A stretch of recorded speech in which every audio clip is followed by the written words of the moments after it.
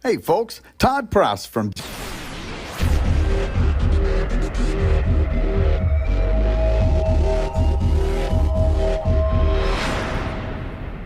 Well, welcome to our special report. This is our first ever special report for the Live Daily News Show.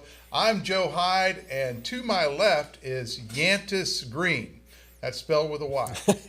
Right? Well, I'm glad to be here, and you're right, this is a special event. We don't do this for just anything, but tax appraisals has become a crisis, as we learned today, and that's why we're here. We've got a lot of questions, a lot of answers for you. And the reason why tax appraisals are a crisis for us is they're up considerably. We've had lots and lots of people call in and say, I'm up 500%, I'm up 1,000%. Heck, even we know of some public officials who've seen very big increases in their appraisals.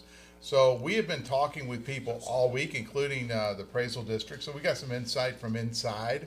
And also with a lot of the public officials. But we decided that instead of having us relay that, we'd let the public officials themselves tell us what we're doing or what they're doing with these appraisals, and who's responsible and what to do about them and things like that. So we have a full slate. I believe we have Mayor Brenda Gunter is on. Yep. I think she's going to yell at me, though. She might. We also will be talking with Tim Condon, who owns a business and of course, Tim Condon is kind of like this rabble rouser who's out there saying, I don't want to pay any taxes. He's kind of has this. I mean, I think Tim, changed political parties from Democrat to Republican over this. So, well, it's certainly a concerning issue. We will talk to Drew Darby. Yeah, Drew Darby came on with us, and then we'll have from the San Angelo ISD, the independent school, the largest school district in the Concho Valley. We got the CFO. His name is Merl, brand new CFO. Came from Miles, Texas. Yeah, and was worked in the district up at Lincoln at the middle school, and so he knows his way around the school district, and he's very concerned about property taxes as well. But to try to frame this issue, I think we need to talk about the business owners first. The small business owners, of course, are the backbone of our economy here, and small business owners are the ones that are going to be hurt the most because there's no homestead exemption or cap on how much they can raise the property values of something. And Yantis, can you explain a little bit to me about what the homestead exemption exactly is? Well, what the homestead exemption is for is what it does is reduce the property, the value that your house is taxed on. There's a standard deduction now that's $40,000 that used to be $20,000, but the legislature the last go round doubled it. And the first $40,000 of your appraised value doesn't count. You're not taxed on that amount. But you're right, that homestead exemption does not apply to rental property, and it doesn't apply to commercial property. And so that creates even a bigger problem for employers because a lot of employers have employees who live in rentals. And so what's going to happen is if these appraisals that are the appraisal district said they're 15 to 30% or 15 to 35% across the board. They're not really across the board, but that's like their average increase. Right. But right. I think it's probably more than that. I don't know. I mean, there's no way for us to check the data without going through every property on that.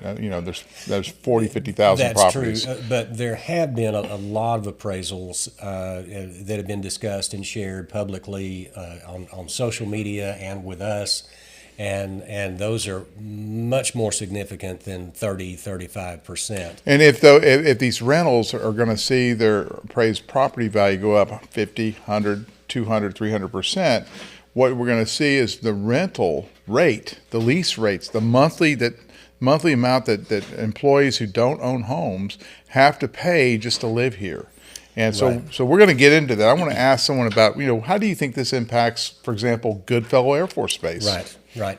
And just because I've been around a little while, rental rates are up already, are high, and have been since pre-pandemic because of the college, partly, and partly because of the Air Force Base.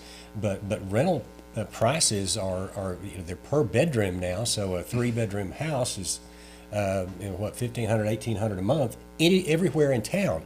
Well, I think a 3-bedroom house, I mean, a nice house like in Southland, I've seen them as high as $2,000 a month. Yeah, and that's the base is about 15,000, and those will have to go up if the rates that we're seeing today stick. Right. And so one of the big things that you can do is you can protest your property value, and everyone has to do it. And I'm getting waved at over here by Matt Trammell. We might want to go right into the first one. Keep going? Okay. Anyway, the protest, get it. You can go online. You can look up your name. You know, type in your name for search by name. Right. Your property will come up, and if you're eligible to protest, whichever one is, a little link on the top, not really the top right, but middle right of your desktop screen will say, I want to protest this value. And you click on that and you follow the instructions. And you can do it online. You don't have to go downtown or anything. But if you want help, I've talked to Tyler Johnson. He said, he's the chief appraiser. He said, I want this office to be the most transparent about how we do things, and he's also very keen on customer service. Although those guys down there are getting hammered right now. They really are, and if we go back a little bit, they're just doing their job. Every year they send out appraisal notices. Everybody that owns a piece of property will get a notice of what the value is of your house this year, your property this year. Those went out May 1st. And to say the least, it has, that's 20 days ago, and now it has developed into what the mayor called at the city council meeting this morning a full-blown crisis. That's the word that's being bounced around, and we'll see what other elected officials call it. And the other part of the equation for how much you actually write the check for your property taxes is the property tax rate. And for years and years and years, particularly at the city, they've kept the tax rate the same or slightly lowered it. And they said, we've never raised taxes. Right. When in fact, that really is a tax increase. If the total valuation of all the property that the city can tax goes from $6 billion to $9 billion, for example, that $3 billion in valuation actually is a tax increase. And so you have to be, they call the Texas legislature called it what, truth in taxation? Truth in taxation. Truth in taxation. So one of the things you can learn about tonight is about the no new revenue rate. And that is the tax rate that a taxing entity, a local taxing entity, city, county, or school district, or we also have the Erie County Clearwater District, right? That's in our deal. But if they put a rate above the no new revenue rate, that it really is a tax increase. And in my first story about the whole appraisal district crisis, I actually looked at last year and talked about who raised taxes. And I'm going to tell you, the city of San Angelo, by not lowering the tax rate enough, actually raised your taxes 11.4%. You actually pay more because your property's worth more. And here's where we are in the process. The appraisals have been released by the appraisal district, which is under the purview of the comptroller of the state of Texas, the CEO of the state government. Now, the appraisal district itself is a standalone independent district with a local board of directors. One of them works right down from us, who is don't name him, actually on the board, Luis Gomez.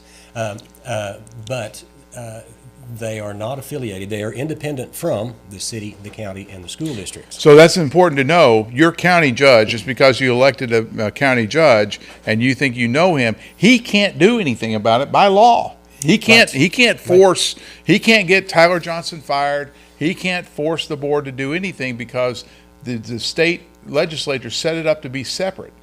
It is set up specifically for that, to be an independent entity, so that a county or a city or a school district, and school districts generally have the largest tax are the largest tax entity, so that they can't muscle their way in and run the tax appraisal district. All right, two more things I want to find out tonight, and I think if we can ask Rep. Drew Darby when he comes on, I want to ask him about the current legislative session. I think there's 12 billion, 16 billion, 18 billion, I've heard a lot of numbers being thrown around that they're going to throw at school districts, Right. so that he calls it buying down the tax rate. So right now, our school district, which used to tax us at about $1.22 per $100 of valuation in 2018, last year only taxed us at 97 cents, and that's because of the Republican legislature driving down that tax rate. Well, there's talk right now that they're going to drive it down even further, and let's get Darby to talk about that. The other thing, and this is not even related, or not directly related, but in school politics, right? The conservatives in the big cities, they want vouchers, they want school choice, Right. And Drew Darby came out against school choice in the voucher program, and he was soundly criticized by basically the Republican right. They said, well, he's just a rhino. So I'm going to ask him. Okay. I'm going to ask him about that. We'll get into school vouchers, but right now the people out there with their letter from the appraisal district. Yeah, that's all they care about. That are on Facebook going, what do? I can't afford these taxes. Right. I can't pay this bill, which Right. is, I think the mayor said something about that at the city council meeting this morning. We'll see where that goes, and I think Matt may be ready for us to get this show on the road. And Matt Trammell is running our board tonight, and I'm going to introduce him to you. Matt, do you have an ad to run, or are you going to run? I do have an ad. Here we go. I do have an ad to run, but also I want to tell you guys who our first guest of the night is. It is the owner of probably the biggest restaurant here in San Angelo. It's the owner of the Angry Cactus.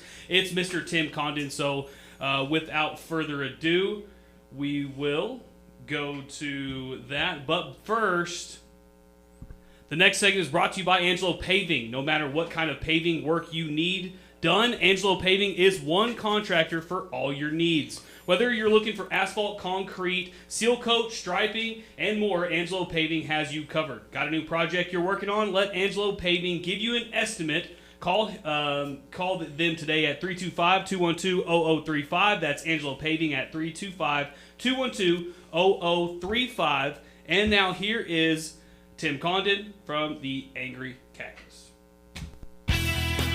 We know you're looking for a truck. And of course, you're looking for a great deal. We've got the trucks and we've got the deals. Get a brand new 2023 Ford F-150 STX 4x4. Just $475 per month. And right now, you can get $1,000 in free Ford accessories. And you can only find these at Jim Bass Ford, Houston Hart at Arden Road, or 24/7 at jimbassford.com. Well, welcome back, San Angelo. This is the live daily news special report on our housing and our property appraisals from the appraisal district. And as Yantis and I before promised you, we have the magnificent chef Tim Condon on right here. Here in the hot seat, Tim. Now tell me, Tim, you've been kind of a, I guess you've been the rabble rouser. You've been out there. You've been out there on social media with your videos. You've been throwing around a lot of accusations and stuff. Let's stop there for a second before we get into that. What is driving you? I mean, what is, you obviously own the Angry Cactus downtown bar. You own the Lone Star Cheeseburger. You might have other business interests in town. You might have other properties in town. What is driving your activism? Yeah, well, great question, Joe. Biggest thing for me, truly, is we're at a situation now where our government's just getting too large for their own britches. And you got to pay for those things. You got to pay for every decision that is made at city council, in the commissioner's office, at the county, even at the state level. We're all responsible for those taxes. And what really gets me going is seeing the lack of regard for every decision being made and how it's going to affect people like us, business owners, property owners, residents of Tom Green County. How is that going to affect our bottom line, right? And what we see is this absolute reckless regard for just creating new rules, creating new laws, creating new ordinances that all have to be figured out how to be paid for. And so it's not just a San Angelo problem. It's not just a Tom Green County problem. It's a statewide problem. It's obviously a national problem as well. And for me, these things affect me, but I'm also the personality that's not afraid to speak up. I see the corruption that's going on. I see some of these backdoor deals that are happening. They've happened to me. And I feel absolutely obligated to bring it to the forefront and to talk about these issues. And when I see a tax bill go from, my evaluation on my business went from $600,000 to $1.5 million. That's like a 130% increase. If I use that logic against my customers and I said, I got a $30 steak, but next week it's going to be $100, I'm going to get backlash. And I would never make that decision because I'm a business owner. But our elected officials, like our mayor, some of the people in Tom Green County, some of the commissioners and things, they're making decisions not based on the bottom line of what it's going to cost the taxpayer. They're thinking about it as this progression of our city, the progression of our county, and what business does the city have to tell property owners that they have to put sidewalks in, right? What business is it that the city tells property owners that, hey, we're going to start policing how tall the grass is? These are things that the local government shouldn't be dealing with. We have to pay people to do those things. And it's just a collection of bad decisions made by our local officials that are affecting all of our bottom lines. And, the only way to get people riled up is to educate them and show them what's going on. And there's nothing more clear than looking at the property taxes and noticing that some of our city officials, like our city attorney, you can't find any information on their property values because they're purposely hiding behind these things. And But so Tim, there it goes. I'm going to go back to this for a second. There's always a balance. There's a balance when you have a county government. We really have three taxing entities. We have a county government, we got a city government, and we have the school district. All of those entities have employees. All those, and the majority, if you take the school district's budget, I would say 85% of it's probably payroll, right? So when you're talking about this, or even the county, $60 million, $65 million, majority of that is probably payroll. When you start talking about cutting that stuff, well, the county's a 500-person voting block. Lord knows how big the school district is, 10,000 people, and the city's probably the same. It's probably maybe 1,000 people per voting block. How many people vote? Yeah, very few, right? Like I think last election was less than 5%. I don't know what the percentage was, but people aren't voting. The school district believed that they could pass that school bond with the last one they put up there just by getting the teachers to get out and vote. Right? And that's what they're counting on. So it's kind of like a self-perpetuating engine when you have employees whose salaries and how much you pay them relies on the tax rate or on the appraised value of our houses. And so now you're an elected official, and I got to worry about those 500, like Lane Carter, the Tom Green County judge. He has to worry about those 500 county employees. That's a voting block, right? Mayor Brenda Gunter has to worry about the 1,000 city employees. Every school board member has to worry about those 10,000 people. Well, each one's in their own little district, but they have to worry about the school district employees inside their districts. So it becomes a problem. And then you look at the last school district election. No one ran unopposed. The last city of San Angelo election, this just happened May 23rd, I think, or a couple of days, not April 23rd, a couple of days ago. I get the date wrong. Yantis, help me out. It's May 2nd? It was May 2nd. May 2nd. There you go. Or 7th, I'm sorry. Yeah. No one ran against anyone. We had Michael LePac, bless his heart, ran against Harry Thomas. And almost, I guess he may have had a showing, but no one voted for him. Getting involved is the one way you can really kind of cultivate kind of a correction of what our government's become. And I think grassroots approach is the number one way to do that. I think we need to take and really kind of get involved with the local government in a grassroots way, starting from city council, starting from some of these local boards, some of the city boards, getting involved. And really the thing is what is the role of our government, right? It's not to take care of us. We could take care of ourselves. It's to provide the infrastructure for a proper and civilized, civilization, right?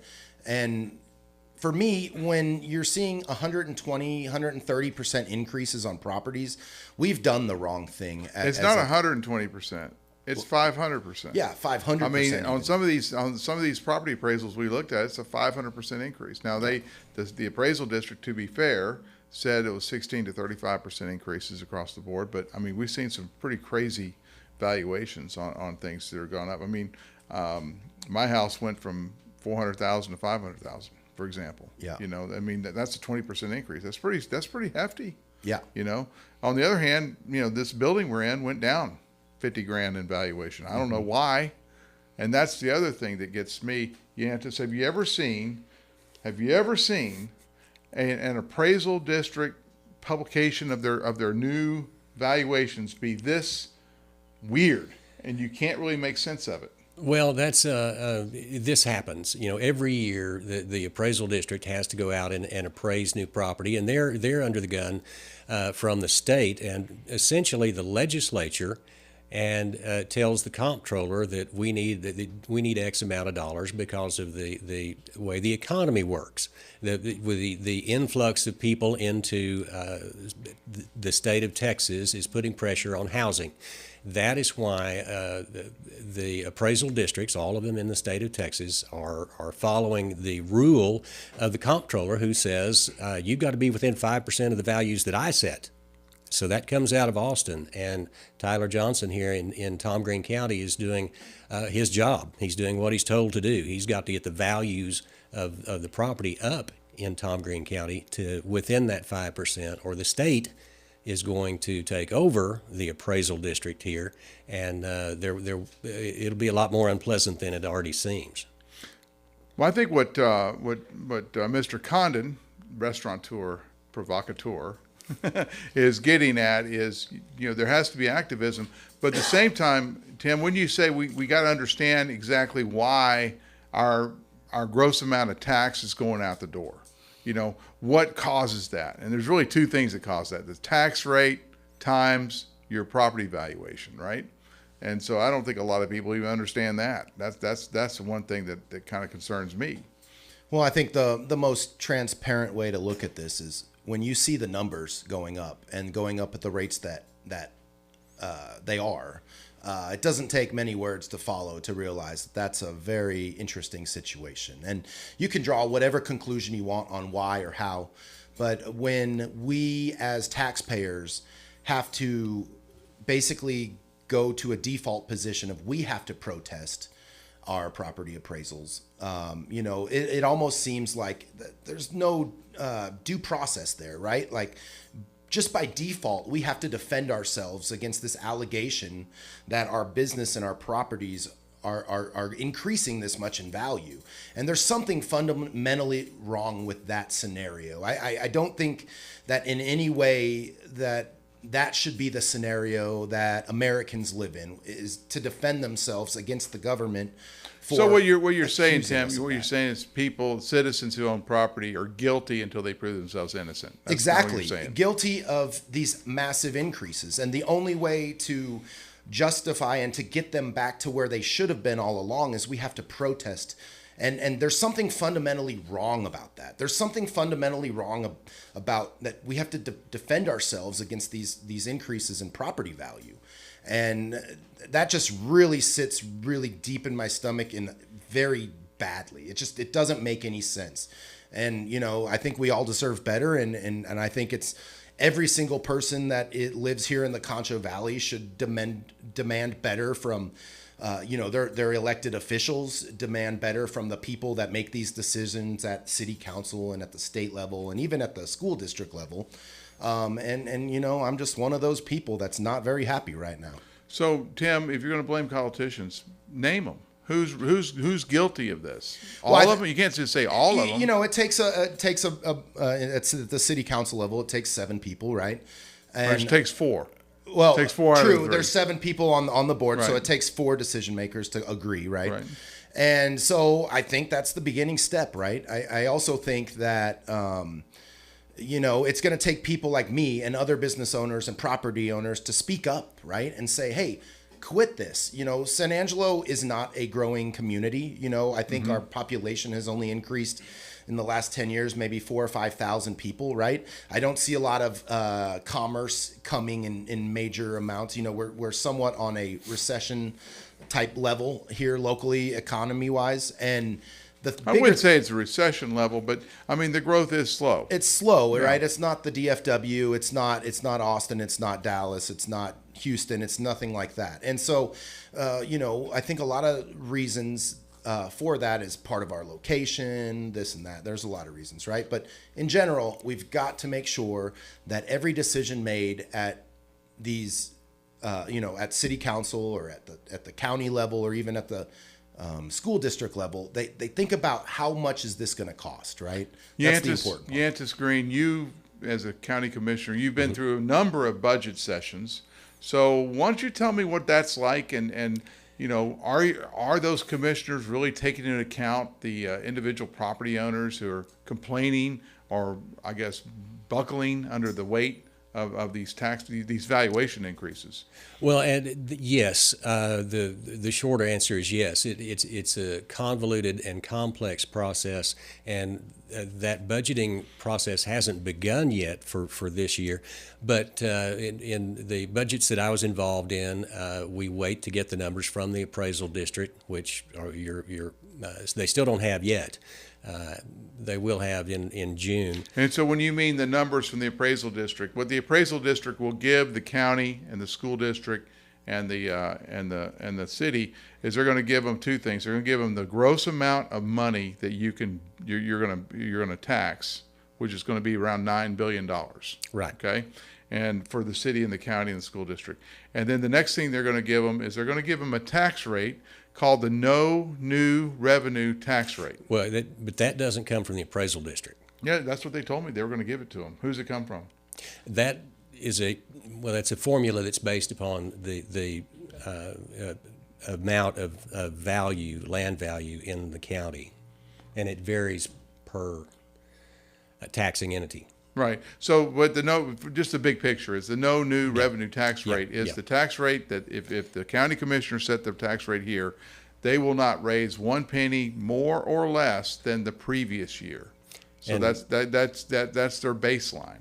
Yeah, and when the appraisals go up like they are this year, then the tax rate has to go down to get to that no new tax. Yeah, the no new revenue tax No new rate revenue obviously tax go down. rate. So right now they're taxing at 50 cents or 46 cents or whatever it is. It'll have to go down to 38 cents. So Right. the no new revenue tax rate will tell you, based on these new appraisals, here's where you got to set it. Now the question is, have you ever seen a county commissioner's court keep the tax rate at the no new revenue rate? It has happened, and the rate's actually gone down, but those are different times and different years, different circumstances. But what we're looking at now is what's happened to the appraisals here, and what pressures are on that, and what's changed this year. And one of the things is every piece of property in the county has been reappraised this year. Normally, it's only 1/3 of the property in the county that's appraised at any one time. And I think you and Tyler Johnson talked about that. We did. He said he had to reappraise all the land values. So we'll go back to Tim, our provocateur. Oh, come on, Joe. Tim Condon. Tim, do you have any examples of some egregious? Just give the story about your two businesses. I mean, what? Yeah, I mean, I have a piece of property that went up. I think it was like $600,000 in value, and I was able to protest and get that down. So this year? Yeah, this already year's? this year. So I've already protested. I'm one of those people who I protest every year for every piece of property I've ever owned. I do it as like a default mechanism. I don't believe that my properties are going up what they say, and most of the time, 99% of the time, the county appraisers agree with me. In this case, we're still fighting one of my businesses, but they were able to come down on all the protests to the point. I've got one protest left, and that's the big one, and that's the one that increased almost 130%. So, I mean, that's a huge deal for me. Would be a huge deal for anyone. And I just feel the right thing to do is just bring that up. And I think really the thing that I'm more worried about is the people that don't know these things are going on right now. I was one of the first people in line at the tax appraisal district, the Tom Green County Appraisal District the other day, and there was probably 1,500 people out there. Well, Tim, let me ask you this question: when you're protesting something, what if you don't have? I mean, I don't know what to say for my land. I mean, I'm outing myself. So, what do I say? Well, Yeah, the so- neighbors all went up. I went up. Yeah, Isn't it just fair for me to just accept it? So luckily, like, the good thing about having all the laws and all kind of the formulas online is you can just go online, read it for yourself, read exactly what the tax code is. And I printed it out here as well. And in chapter 42, section 26, there's a process where you can fight. And there's a process where you can look at comp properties around you. There's also an explanation on how they find the cap rate, the capitalization rate, and the income or the sales price of a property. And so you can use that formula, and you can also look at the properties around you and kind of gauge what that value should be. So Tim, what if your value should be higher?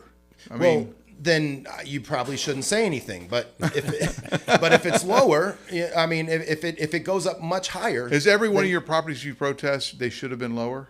every single one went up dramatically, and I'm not talking just $50,000. I'm talking hundreds of thousands of dollars. Have you protested in the past? You said? Yeah, every single time I protest my property, every single year. And every time it's you think your property should be worth less. Not worth less, equal to last year or slightly above.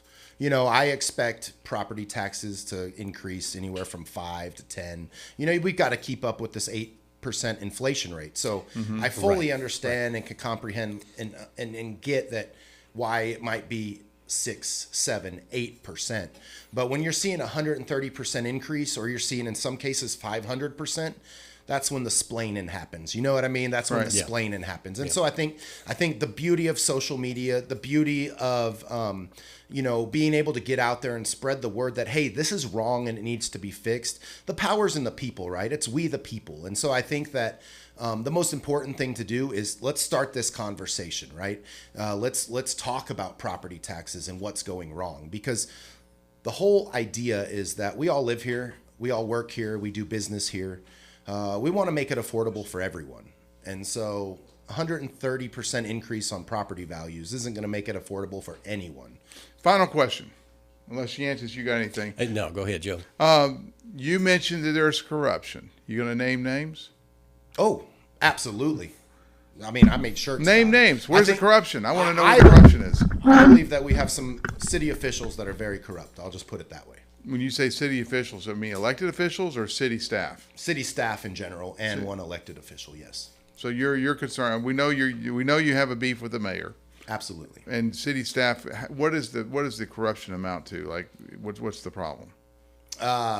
There's a lot of problems, but I mean, I just have anecdotally 4 scenarios. I believe that Cosa DC robbed me of $20,000 at our mayor's And of course, order. Cosa DC is the City of San Angelo Development Corporation. They had a business plan competition. You won it. I guess We won. Absolutely. And then what happened was they wanted you to disclose P&L information Absolutely. over 5 years. You said that was never revealed to me before I applied for it. Not once. So therefore, you're changing the rules on it, and then they basically denied. I guess $20,000 is a $20,000 prize. Right? Absolutely. That's just one scenario. Let's not mention the food truck scenario and all the bogus that And goes on the into food truck situation, since I've been around you so long, Tim, I can explain.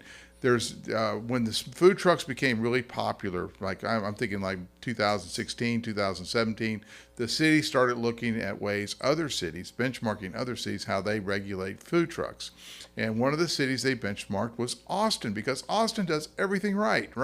And what emerged from that, I think, were regulatory killing things. You mentioned to start a food Brenda truck. Gunter murdered the food truck industry in I'm San not Angelo. going to blame Brenda Gunter alone. I'm going to blame the city staff, and no one stepped in to save the food trucks. But remember when you brought that 9-page application that you had to fill out to start a food truck? I remember that. That's ingrained in my head. I think it's up to 13 pages now. It's 13 pages. So by over-regulating the food truck world, we don't have that many food trucks. And we're all forced to move into buildings because Right. it's almost impossible to do business the way it was. So when we talk about cutting the red tape, are we really cutting the red tape, or are we just adding reasons to spend more money here in the Concho Valley, here in the city of San Angelo, here in Tom Green County? Right. Are we making decisions that are good for our businesses, our business owners, or are we adding red tape like some of us promised to cut? Well, I think, Tim, the next city election, I need to see your name on the ballot for mayor. No way. Well, thank you very much. We'll be right back after this. We know you're looking for a truck. And of course, you're looking for a great deal. We've got the trucks and we've got the deals. Get a brand new 2023 Ford F-150 STX 4x4, just $475 per month. And right now, you can get $1,000 in free Ford accessories. And you can only find these at Jim Bass Ford, Houston Hart at Arden Road, or 24/7 at jimbassford.com. All right, that was Tim Condon, the owner of the Angry Cactus, of course. We love to hear both sides of the story, so we're going to bring in some of the elected officials, but we wanted to hear from the voice of the people, so we brought on Tim, and if you watch the interview, that's exactly what we got. Before we move on to our next one, we want to say a quick word from our sponsor for the night, and that is A-Ban Exterminators. And, of course, A-Ban Exterminators, if you've got some unwanted pests, let A-Ban Exterminators help you with the removal and control of termites, spiders, scorpions, cockroaches, bees, wasps, ants, fleas, ticks, and I could just keep on going for days. No matter what the pest problem is, A-Ban Exterminations will wipe it out. Call them today at 325-944-4031 or go to their website for more information at bannonbugs.com. And now we are going to go back to the guys in the studio to get you ready for San Angelo's Mayor Brenda Gunter. You know, I have bittersweet talking about the taxes because when I ran for county judge, my signature ad was, what happens? Your appraisals go up, and they keep saying they're keeping the tax rate the same, but the amount you're paying keeps going up and up and up. Yep. Just like those gas prices. I still remember saying that. Had to go through it like 400 times. But anyway, I think it's. I really am enjoying the news. And one thing that I'm really proud of is for the whole team here at San Angelo Live, how many advertisers we got for this thing. I mean, we put this thing on in 2 days. Yeah, 2 or 3 working days, and that's kudos to the team. I was really impressed seeing Tim Condon. He's very passionate about his work, and he's very passionate about this issue, and that's good. But he was one of hundreds who thousand or so that showed up at the appraisal district for that review board meeting. You can't even get people to vote, but you get 1,000 people. You start telling people you're going to take their money. If you're messing with their livelihood, if you're messing with their house and their house payment, their mortgage payment, or their rent. Right. People get passionate in a hurry. The reason we brought Tim on is because he is a provocateur. Yes. And he has heightened the interest and awareness of what's going on. And I think a lot of people kind of follow him because, he's kind of like a train wreck waiting to happen. But, at the same time, I mean, Tim could not do what he's done if he wasn't who he is. That's right. His personality drives his business, and more power to him. He's very successful. But this process has been aided by social media as well, and this the appraisal process in the appraisal district and the legislature and the comptroller are running to keep up with what social media can do to an issue like this. And you think about this: social media organized the protest in Egypt, during the Arab Spring. Right. It was Facebook that people organized, and they overthrew a government. And that's significant. And if they can do it on social media there, look at what we're doing here. I mean, that's what we see on a regular basis. And today, the issue is, and has been since the 1st of May, is appraisals, not only in Tom Green County, but across Texas. Well, I think it's also, we need to go back to the truth in taxation. We need to know, people need to know what these taxing entities, these local entities that you elect people to, I mean, the last city council, just like I was talking to Tim, the last city council meeting, our city council election, we had 3 people up for re-election. Only 1 was opposed. And then, I don't know, a dozen people voted. I mean, not very many people voted. The turnout was dismal. It was awful. And so when you see people complain on social media in the comment section, oh, we need to throw them all out. Well, who's going to jump in there? No one's running. Yeah, no one's running. And in this case, and we were talking about this earlier, the board members for that appraisal district are not elected publicly by you and me. They are appointed by your county commissioners, your city council members, school board members, and those directors of special districts. We thank Mary Casper, who's on YouTube in the comments, and she was asking those questions. Who appoints the appraisal district board? Now, there's two different entities there as far as when you hear board. There's the appraisal district board. That's kind of like the administrative board that handles, oversees and hires the chief the appraiser. business of running the district. Right, and then you have appraisal review boards, Yeah. which are basically appointed by a district judge. I think it's Weatherby. Judge Jay Weatherby signs off on them, Okay. but they're really selected by the appraisal district. They say, hey, we need some members of this board. Yeah. We'll pay you per diem for every day you work, Yeah, that yeah. kind of thing. And so people volunteer to be on the appraisal review board, which has nothing to do with how your appraisals are done. They're just guys are sitting there going, yeah, it sounds like your protest is correct, and we're going to go ahead and give you what you request, or deny it. Now, the appraisal district board, the administrative board, that's what you were talking about. And, Right. and what Mary Casper's point was that these people are not elected and they're not accountable to the people. And and that's on purpose. Right. Remember, there are 200 lawyers under the Capitol Dome down in Austin, and lawyers take care of lawyers, and they write laws to make issues like this insulated. It also keeps, local public officials, if you have a very charismatic local public official who does some dealing under the table and they get their property appraised lower than everyone else, so or for their friends or whatever. So it keeps it's just kind of like a separation of powers thing. It is, and this didn't come out of a vacuum. The appraisal districts were created 4 decades ago because, and we've talked about this before, you would get, in Tom Green County, you would get 3 different appraisals for your property. You'd get one from the school district, one from the city, and one from the county. And those appraisals would be vastly different. A $100,000 house would get a $50,000 appraisal from the county, $100,000 from the city, and $150,000 from the school district. So taxpayers, landowners. Could you imagine getting then, 3 appraisals today? They were yelling as loud as they are now at Right. the legislature. So the legislature said, let's create appraisal districts. And in reality, the chief appraiser is accountable to the state regulations that are passed by the Texas legislature as interpreted by the Texas comptroller. Because the Texas comptroller effectively can come here to Tom Green County and inspect his how he's doing business. That's right. So if he fails the inspection, then they will penalize us. And here's another part of the process. The legislature, the legislative session began January 11th. By January 11th, the comptroller had given the legislature a value. This is how much money you have to spend over the next biennium, the next 2 years. That comes from property values. So the comptroller, Glenn Hagar, knew or said there's X amount of property value in Texas at this time, January 11th.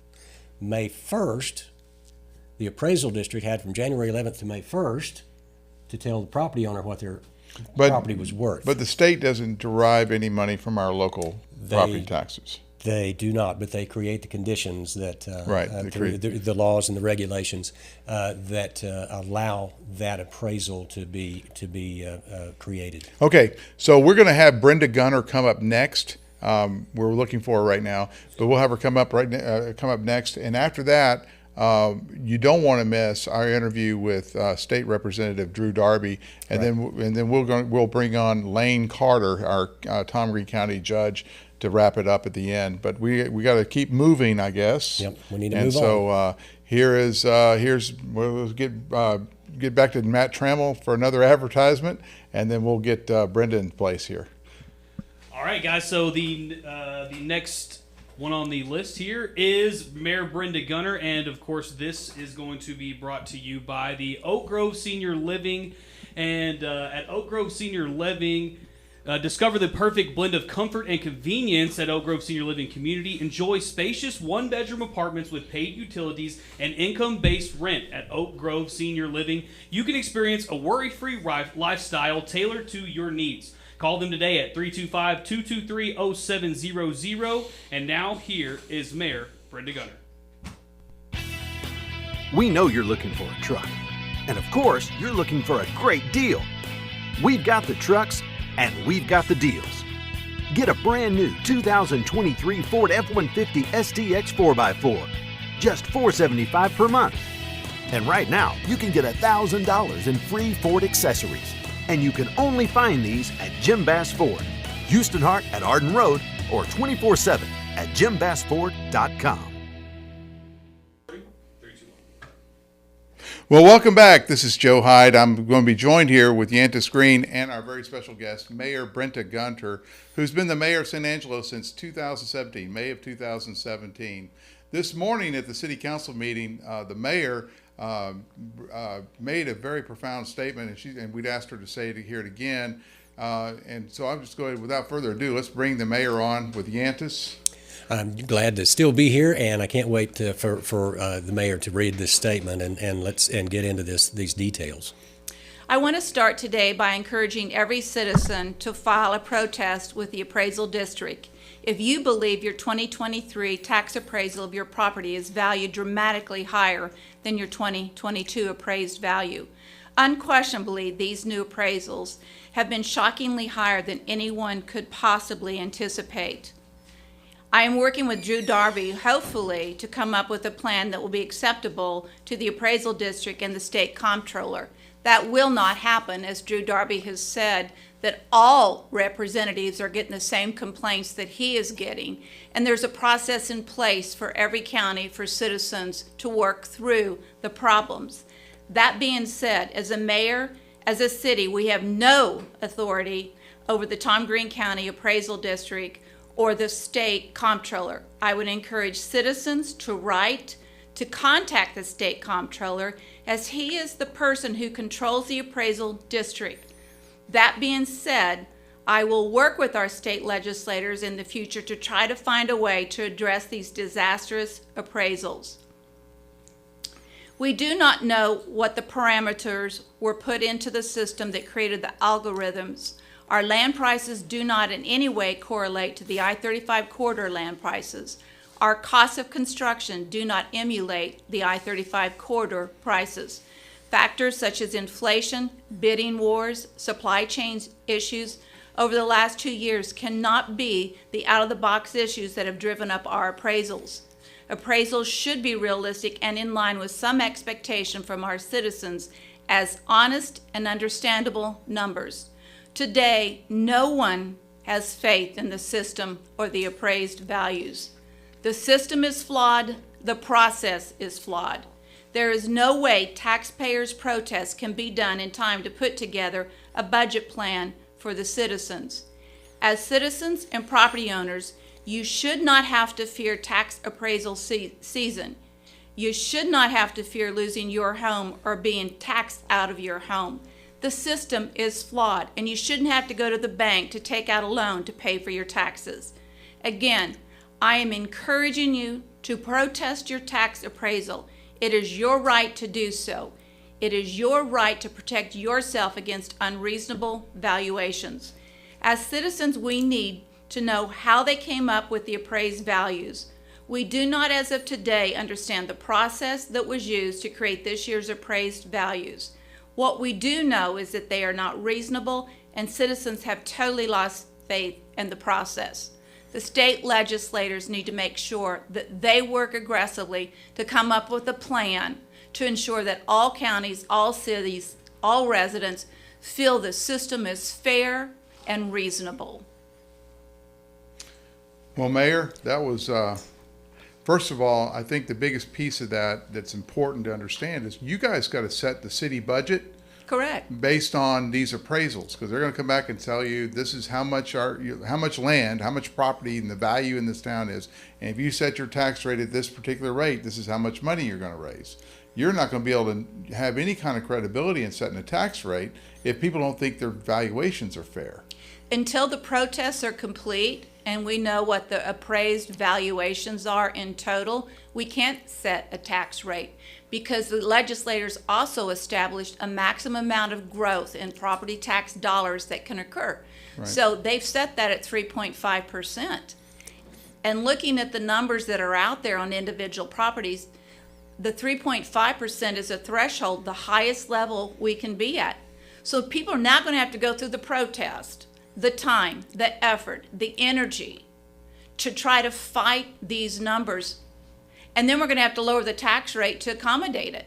But people write checks with dollar signs on them, not percentages. People have to have money, not a percentage. And it's the dollar amount that's scaring everybody, rightfully so. We found a possible glitch in the way the appraisals are done, particularly with land, and you were kind of caught up in this a little bit too. Well, you made me a clickbait issue, and I think you owe me an apology for that, quite honestly. Mayor, the news media does not sleep. But it should do journalism that supports a headline. And that headline was unfortunate relative to what was going on in the entire city. Well, people were talking about it, and I want to get to the bottom of it because I think I proved what happened. And if we look at Imperial Court in Bentwood, Matt, if you put that graphic up here, Imperial Court in Bentwood land for things that are greater than 1 acre versus things that are less than 1 acre. And this is a similar situation that happened to you on Bishop Street. Correct. And so what we saw was an increase in land value for these smaller parcels going way up, while the parcels that had larger than 1 acre sometimes went down. And then if we pull up, Matt, if we pull up Bishop Street, and by the way, one of the things that I think citizens ought to know, that if you can find well-known, remarkable people or public people in San Angelo, a lot of people have taken their information off the appraisal district website. For example, as an elected official, they have the right to. Yeah, it's for their own safety, you know. And we'll ask Lane Carter's taking his off, and we'll ask him why when he gets on. But you don't have to have your stuff out there for your own safety. And I don't want to. I hope you have lots of guns.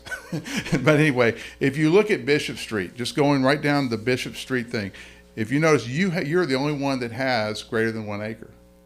And so therefore, your land value didn't go up as much, or went down a little bit actually, than your neighbors.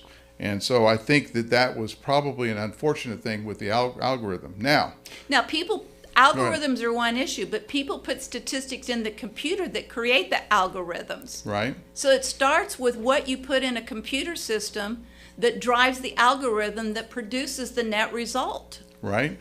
It is people that ultimately do it, and there's also there is a concerted effort to do. Maybe they measured the less than 1 acre lots by square footage, and the greater than 1 acre or greater than 1 acre by acres. I don't know what they did. We don't, you know, they're saying they're going to be transparent, but we haven't heard about what happened with the appraisal. Now, looking down Concho Avenue, and Matt, if you could put up the Concho Avenue graphic here, and we'll talk about that while that's going on. On Concho Avenue, what we see is we see valuations all over the place. I mean, I started with Tim Condon's Angry Cactus, and I worked my way east. And I don't think anyone was spared, if you look at it. In fact, the closer you get to Miss Hattie's, there's kind of like a bubble of greater than 100% in there. And Miss Hattie's and that's your business. The property value of Miss Hattie certainly was not spared from the increase. Yes, and what you have listed here is not complete. Miss Hattie's is a combination of 26 East Concho Avenue. People think it's west, it's east. Right. But it's also 24 right. East Concho. I have two numbers. And so people don't get confused by that. You have kind of like your corporate offices on West Concho. Correct. Where your restaurant is on East Concho. That's they're both correct. 24. And They're both 26. Or 26. And if you get let's get that third thing up with the West Concho. These are the Gunter holdings on West Concho. These are over by A Rock Saloon and Downtown San Angelo Inc. And look at the valuations that have gone up. I mean, one of them, it's like 1.6 million? 1.66 million? Mm-hmm. So, I mean, it went from... It's 1.8. Well, one of these, this is, I'm looking at 24 West Concho, went from 413,000 last year to 1.803 million. Exactly. So, and that's mostly warehouse space, unfinished warehouse space that has no HVAC at all. It's unfinished.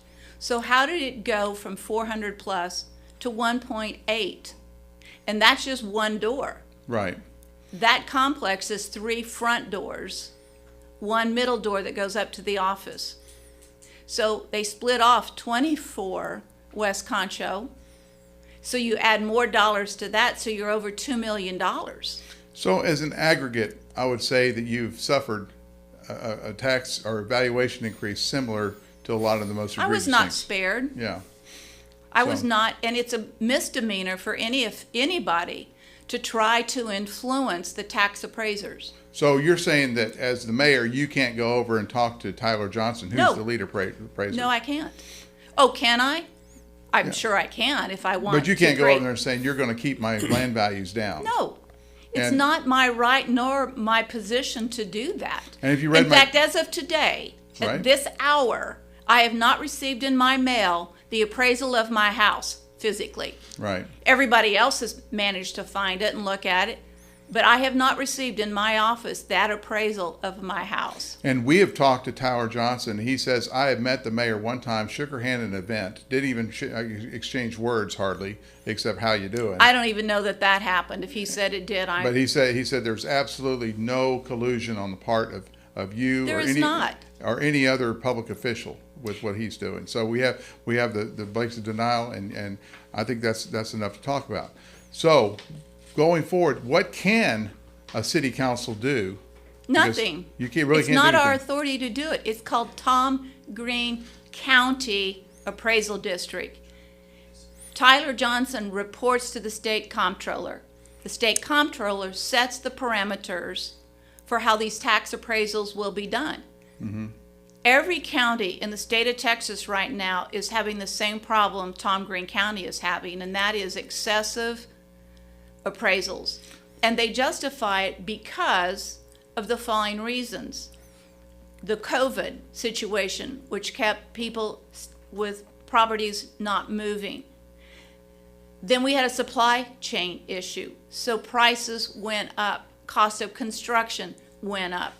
And so they're adjusting for all those things that they have not adjusted for in 21 and 22. We were in a bidding war for houses last year and the year before. Those bidding wars have created a problem for people who live in that neighborhood and in a house next door where a bidding war took place. It artificially increased all the valuations, I'm assuming, on that street. A home, a 1930 home with no improvements, just because it sits next door to a 1930 home with major renovations, is going to get bumped up as if that house was the one that was built and redone or renovated. There's no way there's enough staff at Tom Green County Appraisal District to physically go into every single piece of property and do an appraisal. Nor is there enough staff in the city of San Angelo, private appraisals, to be hired to have your property appraised to prove these wrong.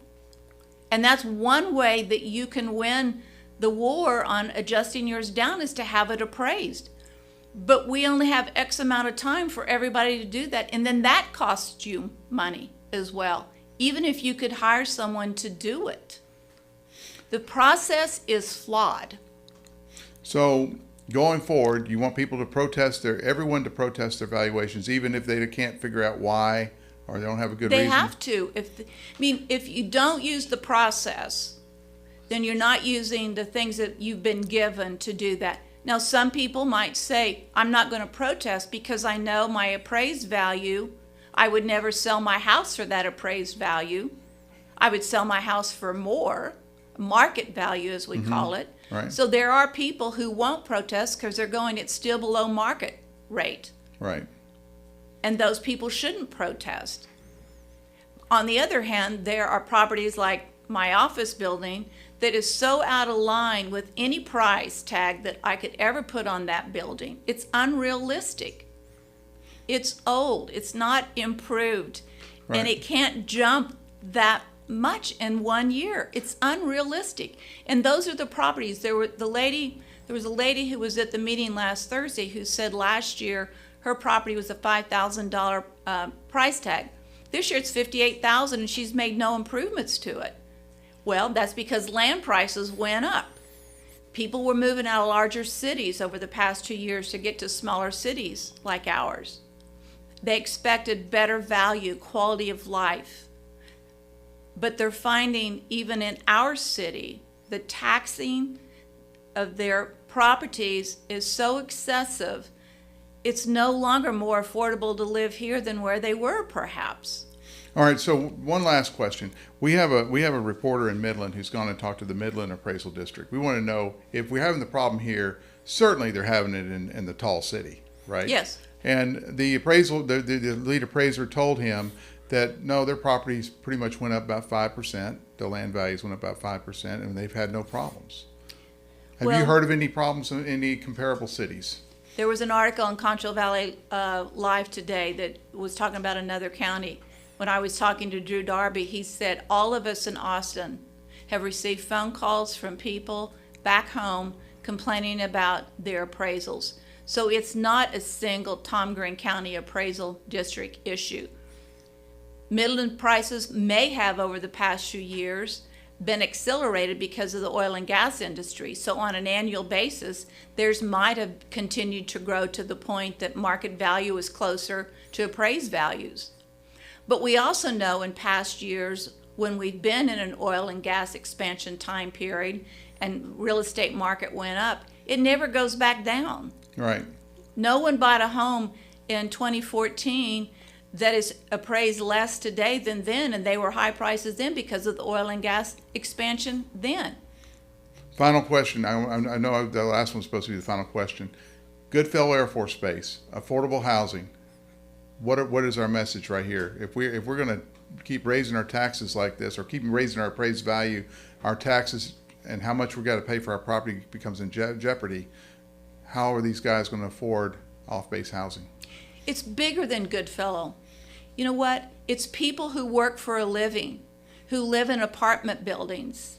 Those property owners, those apartment buildings will have to increase the monthly rent because their appraised value has gone up dramatically. So yes, it impacts Goodfellow Air Force Base, but it's going to impact everyone who lives in an apartment because those taxes will be used to increase rates.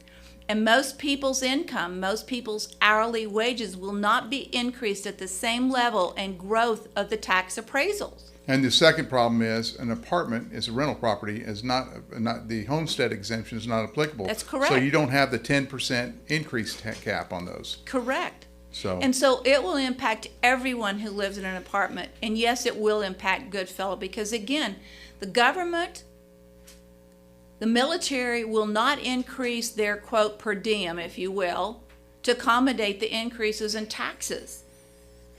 But apartment living will become very expensive. And All right. wages aren't growing at that rate. Yep. we know that from here at San Angelo Live. Our wages aren't growing at that rate. Isn't that right, Yantis? That's right. We're all going to have to start Ubering to be able to pay our property tax bill. Listen, people shouldn't fear losing their home. They shouldn't fear having to find the money. Because if they have to find the money and go borrow the money to pay the tax, then there's other things they can't do. Mm-hmm. And people who've lived in the same home for years have not seen, because they haven't sold their home, haven't seen the same increase that someone who sold their house last year and because there was a bidding war benefited from. This is a crisis. You know, this is a war on people's lives and livelihood. Mm-hmm. It's money people don't have. It's money they didn't know to save up for. It's money they'll have to borrow to pay. Right. It's unacceptable that we're in this crisis and at this time in our lives. People, this is not right. And the legislators need to deal with it. They've set the parameters that are creating this crisis. And they're doing it when they've also legislated that we can only have a 3.5% growth in our property tax base. Well, if you can only have a 3.5% increase in your property tax base, why are we appraising this high so people have to go protest it so they can bring it down? The process is so flawed. And labor intensive. Very labor intensive. Yeah. People, And many people don't know how to go and protest. They can fill out the form, they can show up, but they don't have all of the credentials necessarily to fight the war on their property tax dollar. And again, people have to write a check. It's a dollar sign, it's not a percentage sign. Right. Well, Mayor Gunter, we got to get going, but I appreciate you coming in today, explaining all of these things. And also, I mean, it's pretty heartfelt. Absolutely, and you know, you've come under fire, Mayor, because you're the mayor, and we appreciate you standing up and going through this for us and with us, and I think the citizens of San Angelo should be happy that you're where you are and doing what you're doing. Thank you. I will fight the good fight. I don't know I'll make a difference, but I'm going to fight the fight. That's what it takes. We know you're looking for a truck. And of course, you're looking for a great deal. We've got the trucks and we've got the deals. Get a brand new 2023 Ford F-150 STX 4x4, just $475 per month. And right now, you can get $1,000 in free Ford accessories. And you can only find these at Jim Bass Ford, Houston Hart at Arden Road, or 24/7 at jimbassford.com.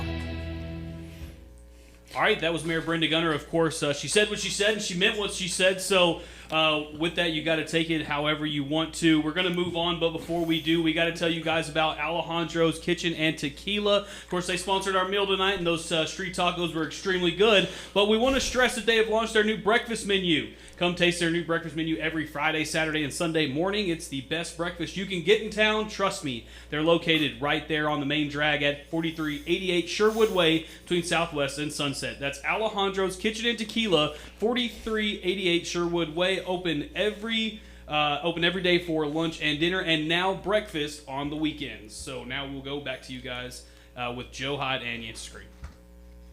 Well, all I can say is, wow. This is a war. The mayor, Brenda Gunter, said this is a war on our livelihood. And she was very passionate, very articulate, and very clearly detailed about the issues that she's facing. And she is one of thousands out there holding that letter they got from the appraisal district. Well, she said she didn't get the letter for her house. Well, except for their house, and they're hurt. And they feel like it's an attack on them personally, as she so very well put. Again, it was a very powerful message, and I hope that we can have that kind of passion going forward. And then she yelled at me about a very benign headline. I mean, well, that was. Joe, I mean, I said, well, you think she should have yelled at me? Well, she wanted me to apologize. She wanted you. I'm not going to apologize. I'm in the news business. She wanted you to apologize for a clickbait headline, and if it'd been me, I would have apologized for it. I do it on a pretty regular basis. You would have apologized for it? Sure. You're so weak. You're weak. Absolutely. No, the headline was Mayor's Appraisal raises eyebrows. Now, Mayor's Appraisal raises eyebrows. I didn't say people want to kill the mayor for her appraisal or anything. I mean, that was a benign. I mean, I really wasn't trying to hype up the headline. And if you read the story, it tells the whole story. And we did have a little glitch in that thing.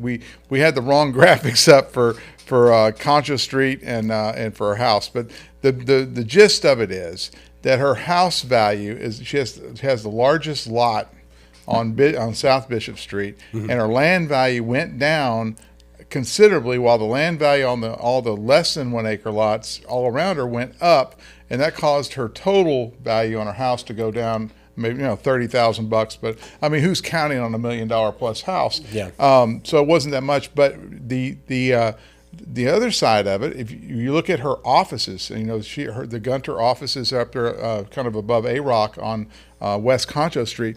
I mean, over $2 million in valuation. Went from like $400,000 or $500,000 all the way up to $2 million. $2 million. I mean, if you're going to yell at her about her house, I mean, take into account that she's really paid for it with her business property there. Well, and that is the perfect illustration of the system being flawed. There's no way those property values are accurate and some folks at the appraisal district have some explaining to do. Well, it's not just that; it's the credibility of the appraisal. If we don't have, I mean, the appraisal district now can come out and say, our appraisal is perfect. We used, these 18 data sources and blah, blah, blah, blah. And we're going to look at them and go, yeah, right.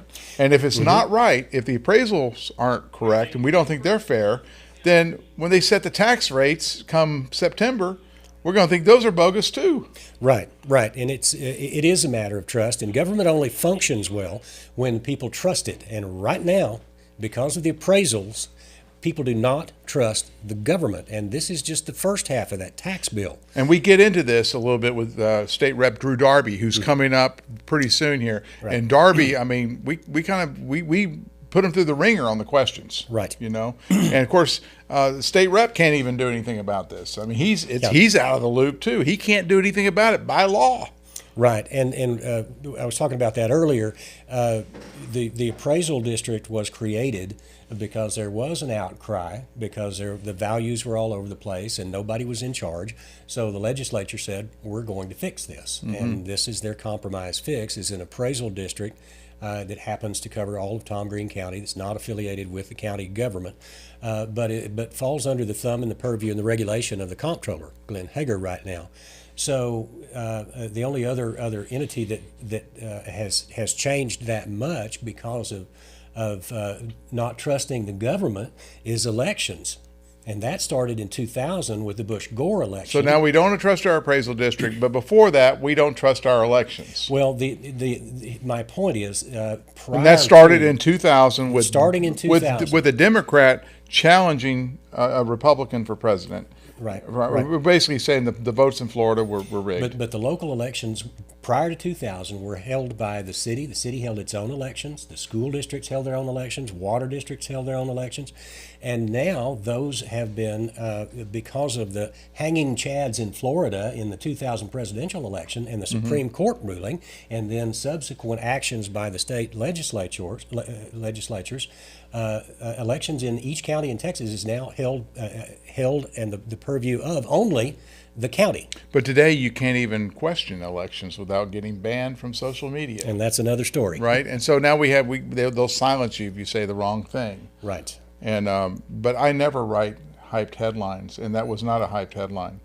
I really am upset about this. Well, because if I'm going to write it, if I'm going to get accused of it, I want to have a really good headline. Okay. So anyway, the biggest taxing entity, the largest tax you pay, the biggest piece of the pie has to be to the San Angelo Independent School District if you live in San Angelo, right, or Wall ISD, or Cristoval ISD, or Grape Creek ISD, Miles, whoever it is. So what we did was we invited the CFO of the San Angelo Independent School District to come in and talk to us about school taxes. But before that, I'm going to get to Matt Trammell, and he's got some more ads, because ads are good. They're paying for tonight. That's right. All right. Yeah, they are paying for tonight. But before we get to it, I want to tell you guys we have the CFO of San Angelo ISD School Board. He is Mr. Merl Brandon. He's kind of new to the school district, and this was his first public interview, so it was a really good one. So stick around. But before we get to it, the next segment is brought to you by Dick's Key Shop. If you are in need of a locksmith or a safe for those important documents, look no further than Dick's Key Shop. There you will find trained locksmiths who can handle all types of services, including safes and access control. Call Dick's Key Shop today at 325-653-1562, or go see them at 204 North Chadburn. And now here is SAISD's CFO, Merl Brandon. We know you're looking for a truck. And of course, you're looking for a great deal. We've got the trucks, and we've got the deals. Get a brand new 2023 Ford F-150 STX 4x4, just $475 per month. And right now, you can get $1,000 in free Ford accessories. And you can only find these at Jim Bass Ford, Houston Hart at Arden Road, or 24/7 at jimbassford.com. And welcome back to the show. Joining us now in this segment is Merl Brandon with the San Angelo Independent School District. He's the CFO and the Vice President in charge of Business Services, and also joining me, Joe Hyde. Let's talk a little bit about, Merl, first, thanks for being here. And let's talk about the impact of the appraisals on what that's going to do to the school budget and the school budget process. So, kind of unique to a school district. Those property values drive not only what's collected, within the county and within the school district, but also the state values come into play. So as property values go up for the school district, that adjusts what the state aid brings into the school district. This year is very comparable. About half of the money that comes into the school district is from local taxes, and the other half is from state aid, and then that offsets each other. As one goes up, the other goes down, and vice versa. So it really doesn't matter what our tax rate or how much we tax the property in Tom Green County or in the Angelo ISD area. You're pretty much going to be limited. I mean, you can't give a tax cut and keep the same. You're going to lose double. It's like an exponential problem, because if you cut your budget down to, I'm going to pull out a number, you cut your budget from 110 million to 100 million, right? The state's going to not match as much, so you've actually doubled the cut. Does that make sense? Right. Yeah, it does. The probably the biggest reflection on the taxes that it would be of value is in your interest in sinking. If you had a bond, for example, those property values would certainly mean a lot on those exact pennies that were involved. And what you're alluding to is the school district, school finance, which I know Yantis knows a lot about too, is cut into maintenance and operation, interest and sinking. Yes, our sir. interest in sinking, our bonds are pretty much going back to 2008. We had the major bonds, so we haven't had any major bonds since. No. So we're probably going to retire these bonds in a couple of years, I would think. So that would make our tax rate go lower, and it wouldn't impact the state's contribution to us, correct? Right. The 2008 was the last bond, and what you have seen since that time is a reduction in taxes by the school district over that time.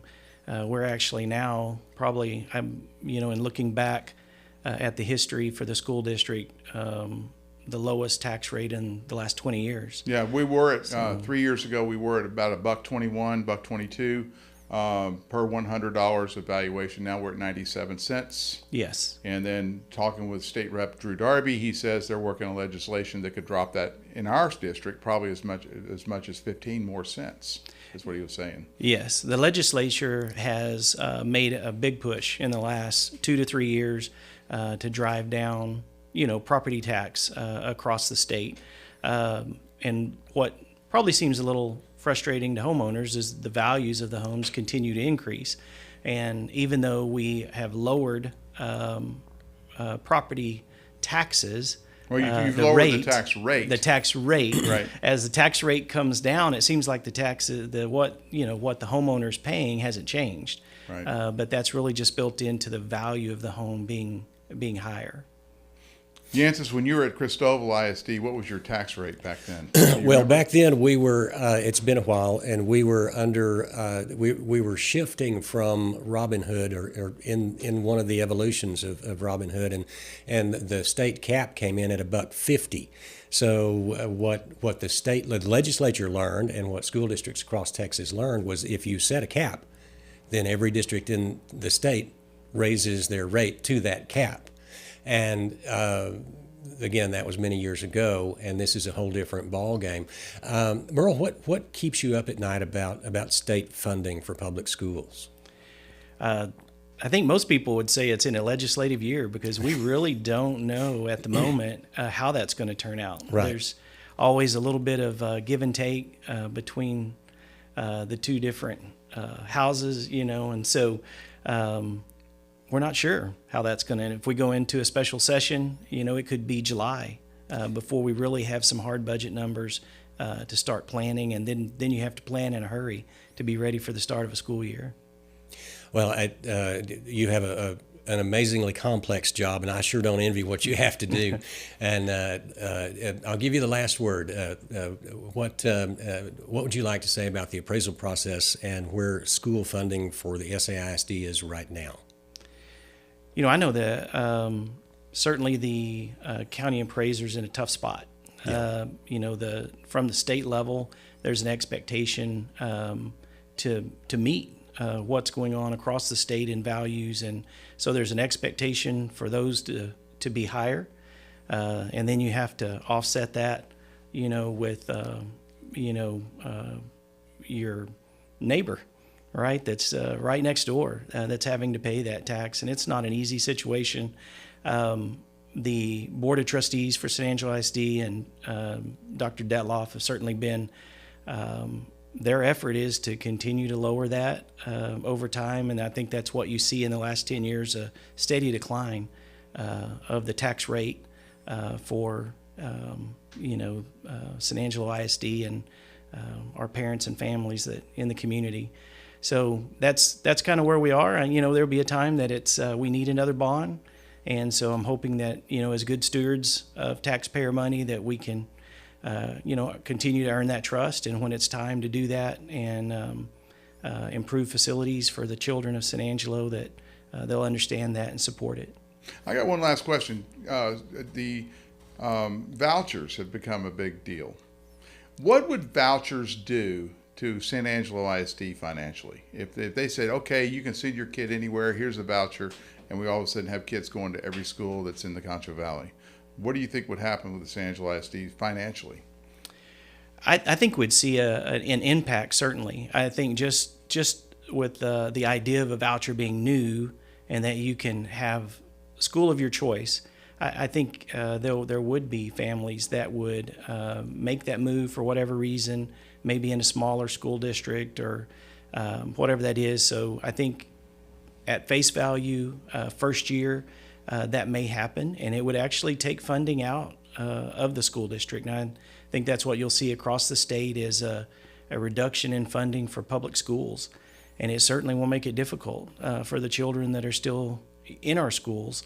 I don't know how that would work over time. If the other schools aren't accountable, in state test scores and graduation rates and things of that nature, then you might see a return of students back to the public school system, but that's hard to predict. But it would be a financial impact right off the bat.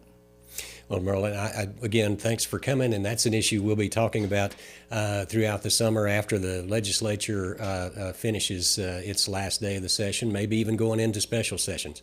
But we appreciate you being here, and we'll be right back after this. Okay, thank you. Glad to be here.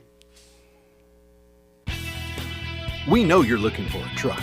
And of course, you're looking for a great deal. We've got the trucks and we've got the deals.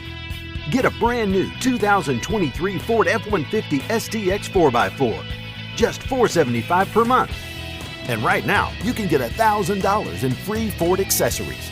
And you can only find these at Jim Bass Ford, Houston Hart at Arden Road, or 24/7 at jimbassford.com. Well, welcome back. That was Merl Brandon. He's the brand new CFO at the San Angelo Independent School District. Very smart man. Yeah, extremely smart, and you have to be to juggle school finance, especially when the legislature's in session. So, one of the things I was thinking of during that whole interview we were doing, I was thinking, what does a school board do anymore? Seriously, they basically, if they cut the tax rate, then they cut their state funding. So it's like a double whammy. So there's no incentive to cut your tax rate on the local level. I think they just have school boards now to go to TASB meetings and sell school bonds so they can up their INS, the interest in sinking portion of the tax rate. I mean, I'm getting a little bit radical here, but seriously, the state controls so much of what a school district does. It's almost like it's worse than being in the county. I mean, the county, everything's pretty much controlled too. They tell you what to spend it on. And by the way, we're going to have Lane Carter on after Right, after Drew right. Darby. So y'all don't want to leave. We'll talk to Judge Carter in just a minute and see how much leeway he has. School boards in the past have had, and it's been a love-hate relationship with the legislature. When the legislature likes school boards, they relax laws and give them more leeway, and they can set their calendars and go by minutes and have do a lot of things to curriculum. But you're right in that they are very regulated by the state. How many square foot you can have per student, what you pay your teachers. So And the teachers' retirement system's run by the state. Yeah. I mean, everything about a school district's run by the state. We might as well just go full Soviet Union. But I will say that when we talked to Max Parker this week, and he spent 18 years doing that on the school board, being that dedicated, what they do is for the kids. They're there for the kids. They are advocates for the students and for their education, and that's their number one priority. From Brandon's interview, what I got was we're not going to know what's going to happen to their school tax rate until the legislative session is over. That's correct. And so I want to know from Drew Darby, what are they doing to lower school taxes? That's a good question. Because I mean, it's basically school taxes are now up to the state rep and his ability to work with his colleagues to drive that rate down. Well, and the governor, I think he calls it compressing. I think it's compressing. Compressing. Yes. The story that we did earlier from the governor is the governor's already said that he wants school choice and he's willing to call special legislative sessions. That is a signal to all the members of the House and the Texas Senate. And that Drew Darby has been criticized about Yeah. being against school choice, Yeah. against vouchers. They call him a rhino Republican. He's a wolf in sheep's clothing, pushing the progressive agenda under the guise of republicanism. And so what we want to do when we talk to Darby next, we got to get to the school choice question and Right. get his answer. Right. I mean, and I'm not afraid to ask him. I'll ask him. I'll say, what the heck's going on, dude? Let's You do know? that. But anyway, There's a lot to dive into. lots of that. But right after Drew Darby, we're going to have him up next. And right after that, Lane Carter will be right here in this middle seat. I'm leaning on it right here on County Judge Lane Carter's seat. Because if anyone can solve this, it's got to be the county level, right? Right. We've talked to the city. We've talked to the school district. We're going to talk to the legislature through Drew, and then the county is the other entity that is involved. Would love to have heard from Tyler Johnson in the appraisal district. Well, we did get something from Tyler Johnson right before we went on the air. He sent out a press release. Of course, he sent it to all media outlets, but he sent it to, we put it up under his name.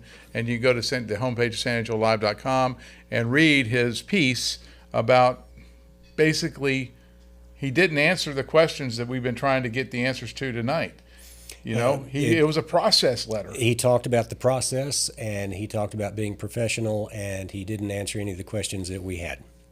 Well, I'm not ready to roast the guy on a steak yet, but I'll tell you about Tyler. I know that he's trying to provide good customer service, which doesn't matter if they're taking away your wealth. And as Brenda Gunter said, it's a war on your livelihood, Yep. right? And number two is he wants to be as transparent as possible. If he wants to be as transparent as possible, let's see the data models. Right. I want to see the data models. What vendor did you use to figure out these weird values? I'm just going to call them weird. And how did we get to values that are so far out of line? Right. I want to know what the data models, what vendor was it.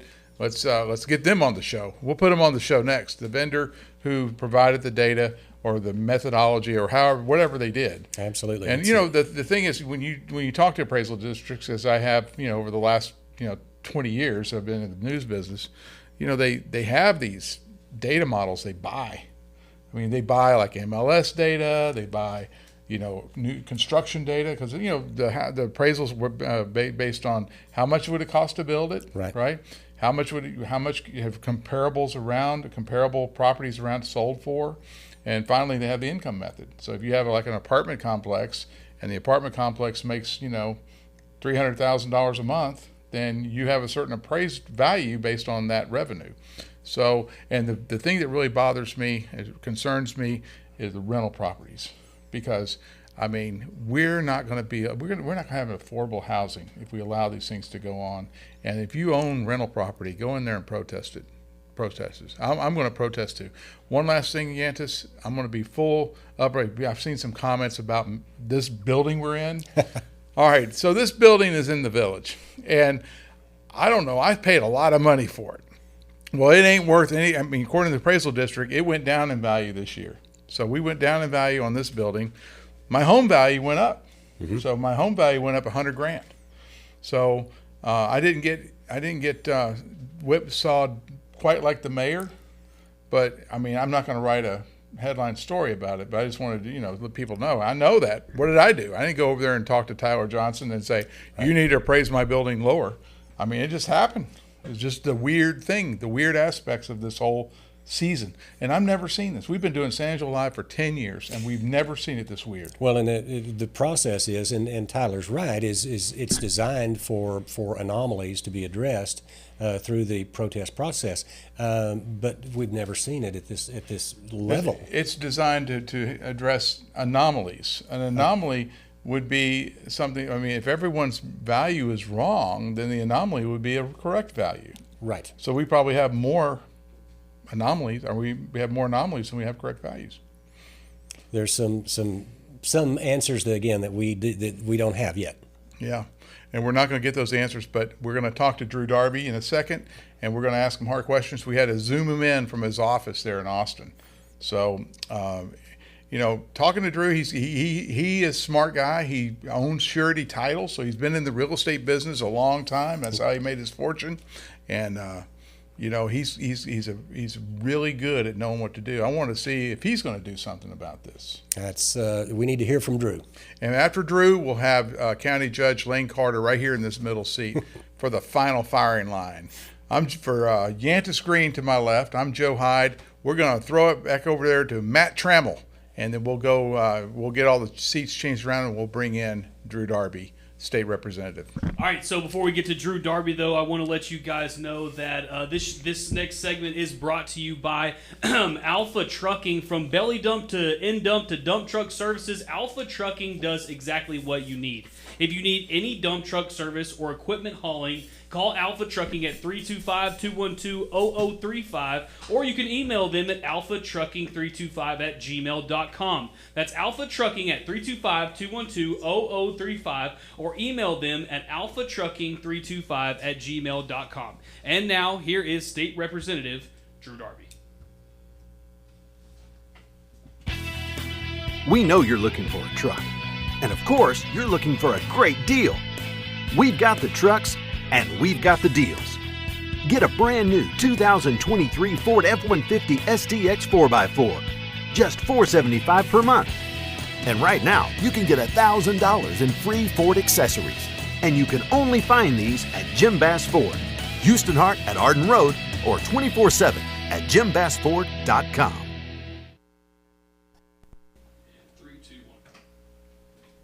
Welcome back. We are talking with State Representative Drew Darby from Austin today. Drew, thanks for being here. It's my pleasure. It's my pleasure to be with folks back home. We're talking about property tax appraisals tonight, and the appraisals here have been way out of whack. It is a crisis, as the mayor has said. From your perspective, what have you heard? What do you know? Well, I can tell you I perceive the same crisis that the mayor does. We have lots of folks have reached out to us by telephone, by email, by Facebook connection. Clearly, this is an issue that's motivated a lot of people. It affects a lot of people. It affects everybody in the county. And so people are concerned. They want to reach out to their elected representatives, and when they do, they call me and they call Judge Carter and they call the mayor and city council people and certainly the school board and the school superintendent. But I will tell you this, that there are 150 members of the Texas House on the floor today, and every one of them is fielding the same type of calls from their folks back home. There's not one state representative that I've talked to that has not been inundated with concerned taxpayers back in their home counties that are troubled by the process. They are uncertain about the process. They are questioning the fairness of the process, and they're concerned legitimately as to what their proper response should be. So, to answer your question, it is certainly an issue that is weighing on people's minds, and it should be. And but I think that concern should not render folks powerless to do something about it. And I feel certain today we're going to talk about what some of those things are that they can do to protect their property values and protect their homes and investments. Well, this is a very time-critical issue, and I'm going to bring Joe Hyde in here. But what can you do? What can you do from where you are? Well, the reality is we talk about issues every day regarding property taxes and the process. The state of Texas does not collect any property taxes, so these are all generated as local revenue to provide local services. Whether it be police, fire, roads, certainly schools, all of this, what we're talking about is property tax revenues that support local governmental services. And so the state of Texas does not collect any property taxes, so I can't determine that. All I can do through the legislative process is try to make that process as fair, equitable, uniform throughout the state of Texas. I think people in Tom Green County need to make sure that their properties are being valued with the same tools, appraisal techniques, valuation methodology that people in Tarrant County, Travis County, all counties throughout the state are deploying the same appraisal techniques. My job as a state representative is make sure that the processes are in order and are fair and equitable to govern that process of assessing value for all property here in Texas. And then once that property has been valued, then the next step of the process would be for the local governmental entities to use that certified tax roll in order to assess the rates necessary to raise the revenue associated with their governmental services that the people want and demand. Representative Darby, how have you been talking to, like, let's say, Representative Brooks Landgraf in Midland, Odessa? I have a reporter on the ground there, and so far he hasn't found any widespread problems like we're experiencing here in Tom Green County over in Midland. Have you heard of it? Well, I think clearly no two counties are exactly alike, and Tom Green County, let's face it, has gone through a period of time that property values have remained relatively stagnant compared to the rest of the state. And then we've gone through COVID, and we've seen during the COVID process an extraordinary uptick in people wanting to move to rural Texas for their families. And so we were blessed to have a very robust real estate market, and property values increased and sales prices increased during 21 and 22. Right now, we're feeling the effects of an economy that's feeling inflation, that we've seen rising interest rates associated with home buying and owning a home. And so these values that we're seeing are as of January 1 of this year. And they do not reflect what I consider to be here in May of this year, kind of a decline in values because of inflation and high interest rates. But that's the way the law states. These properties here in Tom Green County are going to be valued as of January the 1st. Now, with regard to Midland, Odessa, they have a very robust oil and gas driven economy. Their housing remains robust, and a lot of people want to live there and work in the oil field, and so they're not exactly similar to the folks here in Tom Green County. We have a more diverse business model. We depend a lot on agribusiness. We depend upon various manufacturing sectors for our community. And so the two are not at all similar. The fact that they're not seeing perhaps this robust, if you will, increase is not surprising, because no two counties are going to have not gotten to this point in the same method, in the same manner. So I have not talked directly with Brooks about his folks, but I will tell you the people in Bell County. I talked to Representative Shine just a few minutes ago, and they are experiencing the same, if you want, sticker shock associated with these appraisals that are coming out right now. The initial review. Keep in mind, these are the initial appraisal reviews that the chief appraiser is sending out. That is not necessarily the ultimate value. In fact, we're willing to talk about how folks can make sure that their individual properties have an opportunity to be vetted, to be the evidence presented as to why this particular piece of property varies from the appraisal estimate that was issued by the chief appraiser. And then there's a procedure in place for them to appeal that valuation process. Representative Darby, the mayor talked about, of course, on the elected official side, you can't set the appraised value, but you do have something to do with the tax rate at the city, school district, county level here in Tom Green County. Talk to the folks out there and tell them about some of the protections that the state legislature has already put into law that would prevent this tax rate from creeping up too quickly.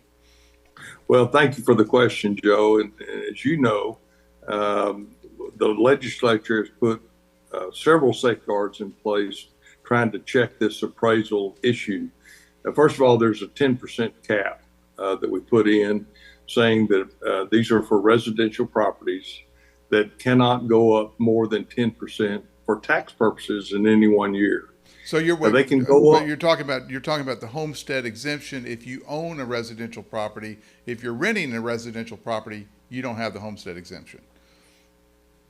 Well, renters don't get to claim a homestead exemption, but if you're an owner and you live that, it's your primary residence, you can claim an exemption. And you should, the first thing the viewers should check is to make sure if they're eligible for a homestead exemption that the property is actually being claimed as such and is entitled to that exemption. And it's reflected on the appraisal district's records. Make sure that if you're over 65 or become 65 in this tax year, that also is noted on the valuation statement with the appraisal district. Whatever exemption you're entitled to, you need to make sure that the appraisal district has a note of that exemption and they're giving you that credit. What I'm referring to on the 10% is the fact that the appraisal cannot go up more than 10% in any 1 year for tax purposes. Now, if some people are seeing perhaps a 20% rise in their appraisal, for tax purposes, their homestead cannot go up more than 10%. That is a restriction that the legislature has put in. The legislature has also put in protections about how local governmental entities, how much they can go up in any 1 year. And we put caps in that. And we've said that counties cannot go up more than 3.5%. That is a cap. They cannot raise their revenue more than 3.5% without getting voter approval of that rate. And so we put the same cap rate for cities, and schools have, I think, a 2.5% cap rate. So we are trying to limit the rate in which taxing entities can raise their rates in any 1 year to provide those necessary services. So the legislature is trying to do everything we can to, in effect, keep those tax rates from going up dramatically in any 1 year. We've also been able to put more money into schools. And so we bought down and compressed the school tax rate, certainly over the last biennium, and we anticipate another $15 to $17 billion that we'll put into buying down the tax rates for schools here in Texas. Taxpayers should see a dramatic decrease in the property tax rate for schools in this coming budget year, because we're buying those down with the surpluses that the state has. So Representative Darby, on this obviously if most people in San Angelo are in the San Angelo ISD, that's the biggest chunk of your property tax assessment. Right now, I mean, I was looking back at the history. Back in 2018, the school tax was about $123, $122 per $100, so $1.22 per $100 valuation. Today, it's 97 cents. What do you think what are you looking at if you had a crystal ball? What could you expect it to go down? 10 cents, 20 cents? I think somewhere around 12 cents, 12 to 15 cents would be my estimation on the amount that we're going to compress those school taxes. I'm not seeing the individual returns for SISD, but with the amount of money that we're putting in, I would anticipate those rates actually going down even further, another 10 to 12 cents per hundred. So we're at 97 cents in 2023, probably in 2024, which is the next time we pay taxes, we could see 85 cents or maybe 83 cents on the school tax. Correct. And there's several different plans associated with that. I don't know if you're going to get the full benefit of the 12 cents in the initial year. It may be over the biennium, you'll achieve the same 12-cent reduction. But it'll be significant this year that they'll be reduced, and there'll be another significant compression in the next budget year. So that is a work in progress, I would say, right? Yeah, what we have would a you do house if you were a plan. school board member and you only had to tax people at 83 cents? That would have been a dream back in 2005, 2004. The House plan, Drew, right now includes an increase in the homestead exemption up to $70,000, maybe even $100,000. Is that right? Is that what they're talking about? Well, I think you're speaking of the Senate plan. The Senate plan has stressed increasing the exemptions, homestead exemption, I believe, to $75,000 for a residential homestead. For disabled over 65, increasing those exemptions, and compression of school taxes, certainly. But the House plan looks more at the appraisal increases. I think the current House plan calls for a 5% cap on residential homestead and a 5% cap on commercial property. Right now, there are no limits on increases for commercial property. The House is reacting to this type of concern from the taxpayers of Texas and saying we need to focus on appraisals and appraisal creep. Clearly, this conversation today is focused on that also. So the House has chosen to say, let's limit those appraisals to 5% for residential and 5% for commercial. Somewhere between the House proposal and somewhere between the Senate proposal, I feel confident we'll arrive at a satisfactory negotiated settlement, and there'll be some combination of increasing a homestead exemption and some restriction on appraisals, probably just for residential, and perhaps drop the appraisal limit on commercial. So I don't know where those negotiations are right now, but I will tell you that will be worked out in the next 2 weeks. We will sine die on the 29th, and I feel comfortable that the legislature, both the Texas House and the Texas Senate, want to arrive at a negotiated settlement here and deliver the promised tax relief that we all have worked so hard to achieve in this legislative session. Texas has been blessed with economic prosperity, and we have a surplus that should and will a lot of it go back to the taxpayers and fix some of the systemic problems that exist in our economy today. I'm going to ask a question that's a little bit connected, but not totally. You were criticized earlier this session for coming out as a rural legislator against the school voucher plan, and I know that that's a very high priority item for the governor. Kind of explain to the people your vision on these school vouchers. Now, before you do, I'm going to tell you we just got through talking to the CFO of Angelo ISD, and he gave us a little bit of a rundown on the financial impact on the Angelo ISD of a voucher program. But I just wanted to hear, I think the people want to hear what your ideas were on the school voucher. Well, thank you for asking that question. It has certainly been at the forefront of our legislative concerns. I've been a strong proponent of public education since I first ran back in 2006. I'm a product of public schools. My kids have gone to public schools. My grandkids are going to public schools. I support them and support what they do. And I want to increase the resources available for them. So a lot of chatter has been developed by some of our statewide leaders that say we need more school choice. Well, we have school choice. We have school choice in Tom Green County. If a parent wants to send their kid to public schools, they can. They can go to SAISD, Wall, Christoval, Gray Creek. They can go to any public school. They can also go to a public charter school. TLC is one of those. We have one of the very, very much needed and very worthwhile public charter school we have in Tom Green County. We also have good private schools. Cornerstone Christian is a wonderful school. Ambleside, Trinity Lutheran, Angelo Catholic.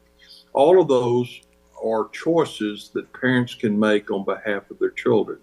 Now, the reason why they have those choices is they may feel that environment for the education of their kids is better suited at one of those institutions I said. And also, I forgot to mention, they have the ability to homeschool their children. So that is choice. And so don't be diverted and confused about the the messaging going on right now that we need more parental choice. We have parental choice. What this debate is about is taking public funds and diverting them to private or parochial schools without accountability, without testing achievement, and putting that in the hands of folks that do not have or practice open enrollment policies. Private schools have the ability to decide which students come to their school or not. They can either choose to admit them or they can refuse to admit them. They are not held accountable for that decision. Public schools have to take all of the children. If they want to come, special needs kids with learning disabilities. If they want to go to a public schools have to admit them. If those same students want to go to a private or parochial schools, they don't have the same open enrollment policy. They don't have the same non-discriminatory policy. Now, they will take our money, but I've had a lot of these schools tell me they don't want the strings attached to it. And that's what we're talking about. Well, Representative Darby, I think you said a very important thing there. I want to stress it, that it's just like in elementary schools, and you see it here even in Tom Green County, the quality of the school and the student body is determined by the parents, how active the parents are, for example. So if you take all the active parents and have them put all their kids into one private school, then we're no longer we're depriving a lot of schools and a lot of locations in our community of, I would say, an active PTA kind of thing. And at the same time, like you said, I mean, if you're gonna make the public school, the San Angelo ISD, take on all the special needs children and things like that, then all of a sudden there's going to be a quality disparity between the two, and we no longer have a universal education, and that's what I kind of see with that. That is a treasure that this state has enjoyed since its founding. One of the reasons listed in the Texas Declaration of Independence is the failure of the Mexican government to provide for a free education for their children, for the children of Texans. And so I consider that to be my primary obligation in serving as the state representative, is representing everybody, of course, in my district, but certainly public education and our efforts to educate all of the students. Children from more affluent families, children from, as you said so aptly, children from families who care and are involved with their students' education, who care to go to their PTA meetings and go to their soccer games and support them at their plays. I mean, those students are going to survive and do well because they have parental involvement, and the parents care about getting them there and care about making sure they attend those classes. That's not always the case, and so public schools remains a repository for everybody, and we need to make sure they have the resources that they need in order to deal with all of those students. I think that is the very lifeblood of our communities, especially in rural Texas. There's not a whole lot not of having wall hawks. The wall hawks. I can't imagine that. I cannot imagine not having the ability of our schools to be at the forefront of our identity of our cities. If you take away Wall School District, you take away the very fabric of Wall itself. Same way with Robert Lee or Braun or Winters or Ballinger. These schools are the very identity of our communities, and if those schools go away, then our communities go away, and that's the challenge. Don't be confused about the rhetoric of choice. This is not about choice. Texans and Texas parents have choice. This is about public dollars flowing to private or parochial pockets, and that's what this is about. People, the money is nice, but I will tell you that when I've done research on private or parochial schools throughout the state of Texas, the amount that's being bandied around as a quote voucher only covers a portion of that cost. And if it does cover part of the tuition, it does not cover any transportation that it would take to get that student to that classroom. So I don't know why the governor is so invested in this. It hurts rural Texas. I took an oath to represent my district, and I will stand up no matter how long it takes to protecting my public schools and public education here in Texas. So I would anticipate that if I'm to follow the governor's latest signals, we'll probably spend some quality time together later this summer or the fall talking about it. But no amount of talk is going to change my position on that. Probably a special session on the way. I want to wrap this up, Drew, one more time. You have constituents here and in other counties, as you've said, that are beside themselves about their appraisals. And, democracy's hard, it's messy, it's tough, and the system is made that way. But when the dust settles at the end, it's because we're participating. What, again, to close this out, what do you recommend those people with those appraisals in their hands, what do they do about this bill right now? Okay. Well, what we need to do, I want to make this perfectly clear to the viewing audience. When you get your appraisal notice, it should come with a pamphlet describing your rights and remedies. That should be included with your notice. You have 30 days from that notice, the date of that notice, to file a protest. I urge everyone that disagrees with their value shown by the initial appraisal, if you disagree with that, then you need to file a protest. You can either do so either online or in writing. I would urge everyone to do that. Now, I would also request a package, if you will, from the CAD, which is the Central Appraisal District, you need to ask them for all evidence that they have in which they valued your appraisal. For example, if they have comparable pieces of property to your property that they're using to judge your value, then you need to be provided with copies of those properties. They have to provide that to you at least 14 days before the hearing on your particular case. Make sure you do that. There is a card, if you will, that the appraisal district has on your property, and on that card it has particular facts about your property itself, such as the number of buildings on your property, the square footage of those buildings, the date in which they were constructed, relevant information about the category of that property. And so you need to get a copy of that and make sure everything on that card is correct, that your square footage is correct. Now, once you verify that all that information is correct, then you can start the process of building your case that the appraisal is wrong. And why is it wrong? You have to provide, first of all, let me start back. The burden of proof is on the appraisal district to demonstrate what your property is worth. So they have the burden of proof. And they should present you with comparables which say, this is why we arrived at your value. Then it's up to you to refute that and do so with concrete photographs, evidence that your house hasn't been properly maintained. It has a foundation problem. There are cracks in the foundation. You've not redone the inside. The house is in deteriorating condition.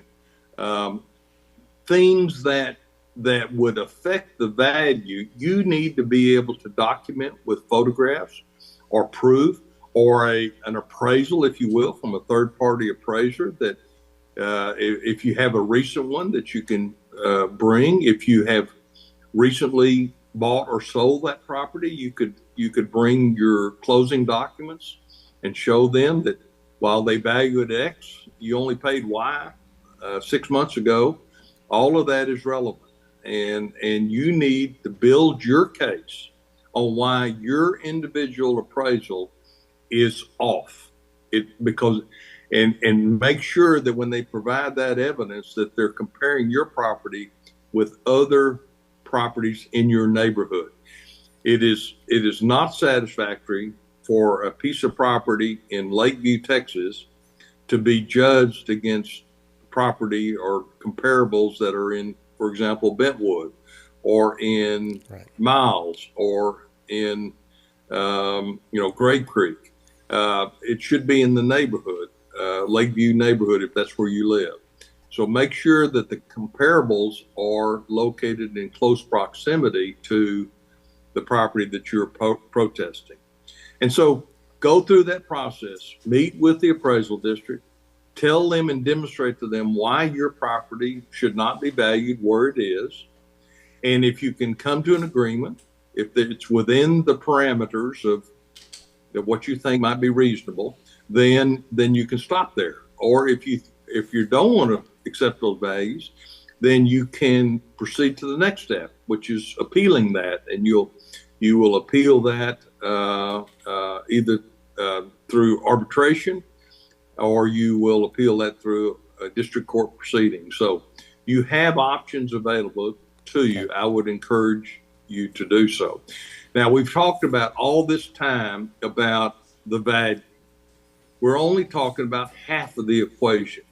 Once you arrive at a negotiated value, then that's what will be used by the taxing authorities to assess whatever rate they set against that value. Right. The process, and stop me if I need to give you a break for a commercial or something. No, we're good. But I think this is very important, that the most I consider to be equally as important, or perhaps more so, is the interchange that you as a taxpayer have and the involvement with the city, county, and state, and not city, county, and school as they assess their rates. Now, they will hold budget hearings in July and August. I would hope that every taxpayer that's disgruntled about their appraisal will show up at the budget hearings for the city, school, and county and ask them, with this total assessed valuation in your taxing jurisdiction, what is the amount of revenue that it would take to raise in order to have a no new tax revenue rate, which means we in the legislature have said they have to tell you what that rate is in which they generate the same amount of money. And Representative Darby, what we're going to do at San Angelo Live is we're going to show what the no new revenue rate is. And then when they start throwing numbers around, we're going to say this is a percentage over that line, so that it shows what a real tax increase is. Because the entire law that the Texas legislature wrote was truth in taxation, right? So we want to know what Absolutely. the truth is. And but we're running to the end of our time slot. I'm gonna have to let you go right now. But Okay. this has been Representative Drew Darby. He's in Austin right now, working on legislation to lower your school taxes right now. And also he owns surety title here in San Angelo, so he knows a lot about real estate. So I really appreciate you taking time to talk to our audience today. It's been my pleasure. It's a serious topic, and a lot of people are concerned. And thank you for allowing me the venue to address the concerns of the folks that live and work in the Concho Valley. You have a great day, Mr. Darby. Thank you. We know you're looking for a truck. And of course, you're looking for a great deal. We've got the trucks and we've got the deals. Get a brand new 2023 Ford F-150 STX 4x4, just $475 per month. And right now, you can get $1,000 in free Ford accessories. And you can only find these at Jim Bass Ford, Houston Hart at Arden Road, or 24/7 at jimbassford.com. All right, and that was Drew Darby. We're going to get to Lane Carter here in a second, but first I want to just make sure that we give a quick shout-out to one of our sponsors tonight, and that is Dick's Key Shop. If you're looking for a locksmith or someone to handle your safes, go to Dick's Key Shops. If you're looking for a locksmith or a safe for those important documents, look no further than Dick's Key Shop. There you will find trained locksmiths who can handle all types of services, including safes and access control. Call Dick's Key Shop at 325-653-1562 or go see them at 204 North Chadburn. Also, we want to mention that this show is also brought to you by Steve's Carpet Cleaning, especially this next segment. And at Steve's Carpet Cleaning, the next segment is brought to you by Steve's Carpet Cleaning. Steve's Carpet Cleaning is a locally owned carpet cleaning company here in the Concho Valley. At Steve's Carpet Cleaning, one call does it all. Whether it's your house, Santa's sleigh, or your new F-150 King Ranch, call Steve's Carpet Cleaning today at 325-374-6874 or visit them on the web at stevescarpetcleaningtx.com. And now here is the crew with County Judge Lane Carter. Well, welcome back. I'm Joe Hyde. To my immediate left is Tom Green County Judge Lane Carter, and then there on the far left, that's where he belongs, on the far left, is Yantis Green, the editor-in-chief of San Angelo Live. And Judge Carter, thank you for coming on our show. Thanks for having me. And I don't feel safe in between. You both should. y'all You shouldn't feel safe with at those all. comments. You're in the firing zone. Yeah, I might have to step between y'all. And just remember, you're to the left of me. Okay. Well, this is the only place in the world that I'm far left. Duly noted, Joe. But anyway, Judge Carter, you have had the opportunity to hear everyone. What did you take at? Of all the people that we had Tim Condon on very beginning. We brought on Mayor Brenda Gunter. We had Merl, Brandon from the school district, and of course Drew Darby. Do you have any takeaways that you saw there? I think the takeaway is that a lot of us are on the same page, that we are very concerned about the values that have been released by the Tom Green County Appraisal District. And I know it's been said before, it's Tom Green County Appraisal District, but does not have anything to do with Tom Green County government. Completely separate entity. I think So you're basically saying you have no responsibility. We appoint the board, one of the board of directors, and it's by a point system. How many you think you'd appoint by one or two from the county? Maybe one or two. It's the point system. I have not had the privilege of going through that process at the county yet, but when I was at city council. Well, I know you brought a lot of notes. Yes, I did. You brought a lot of notes. But before you get into the notes and the official judge stuff, you have a personal stake in this because you have a business, you have a family business. I'm wearing two hats tonight. Yeah. The governmental body as one of the entities Right. that sets one of the tax rates, and also as a personal business owner that is directly impacted by appraisal values. Your business, you over the last couple of years, you've amassed this empire of rental properties. I wouldn't say empire, but it's a family business. Right. We started it and we combined it all together, and we try to provide affordable housing. We Right. don't make a fortune off of it. Right. So that's why I am concerned. So you have rental properties. It means you have renters, and Yes. these renters, we know, since we've been listening to all the other people, they have no protections like a homestead Correct. exemption. Correct. This is a So- direct pass through. Right. So to let's talk about that. I think you have 20, 30 houses out there with your family business. What kind of impact are you looking at right now? Based off of the initial values, Mm-hmm. we're looking at anywhere between a 17 and 25,000, depending on the protest Mm-hmm. of what we're going to have to do as a company to go through the So right now, appraisal if you district, didn't protest, you'd pay $25,000 per Extra. year extra. which it's also compounded. What a lot of people aren't talking about is on the landlord renter tenant side, is that appraisal values will increase. Your tax bill increases. We've already seen an increase across the board with insurance rates. We had a 25% increase just this year. Insurance companies don't want to do business in Texas. They want 2 out of the 3 major: Florida, Texas, and California. Texas seeing a lot of hail, tornadoes, windstorms, fires. Florida seeing hurricanes. We had 2 last year, I believe, that hit right after one another. And then California this year seeing substantial rain and insurance claims out there. So Texas is one of those where insurance companies are wanting to just get out. So it's hard to get coverages. We saw a 25% increase on that. But also what you're going to see with appraisal values increase is these insurance companies are going to have a minimal amount of coverage. So as those go up, it's going to be twofold on top of it. So you're going to have another insurance increase to Correct. to cover the to new cover value. your appraised value. Okay, so a typical client might have a blue collar job, work as a plumber's apprentice or Right. something like that, makes $50,000 a year. Right. Maybe it's a two income family, maybe not. So back to your question on the impact. My first initial calculations would be across the board divided. It wouldn't be. This would be average, $135 per house per month. So With you're this you're increase. looking at, to cover this up to $25,000 increase in how much you're going to pay every month. You're going to have to raise your rent $135 or eat it. You Or could eat eat it. it too. You're going to have to. So basically, if you're paying $1,200 a month now, you could be paying $1,400 next year. Right. Or the next lease. And of course, that's depending on what range of a house. We But that's- have various ranges. But it's not so much that you're going to do it. It's just that's the kind of pressure Yes. that's going to be put on rental property owners. Right. Apartment complexes, So all kinds of things. what you don't see is you see property owners getting up in arms on this, but not so much of the tenants, because all they know is their rent is increasing, but why? This is why.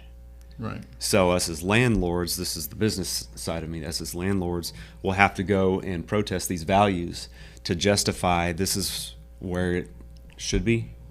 These are the improvements. This is what the land should be. And I know that's a lot of variations of what we've seen this last 2 years.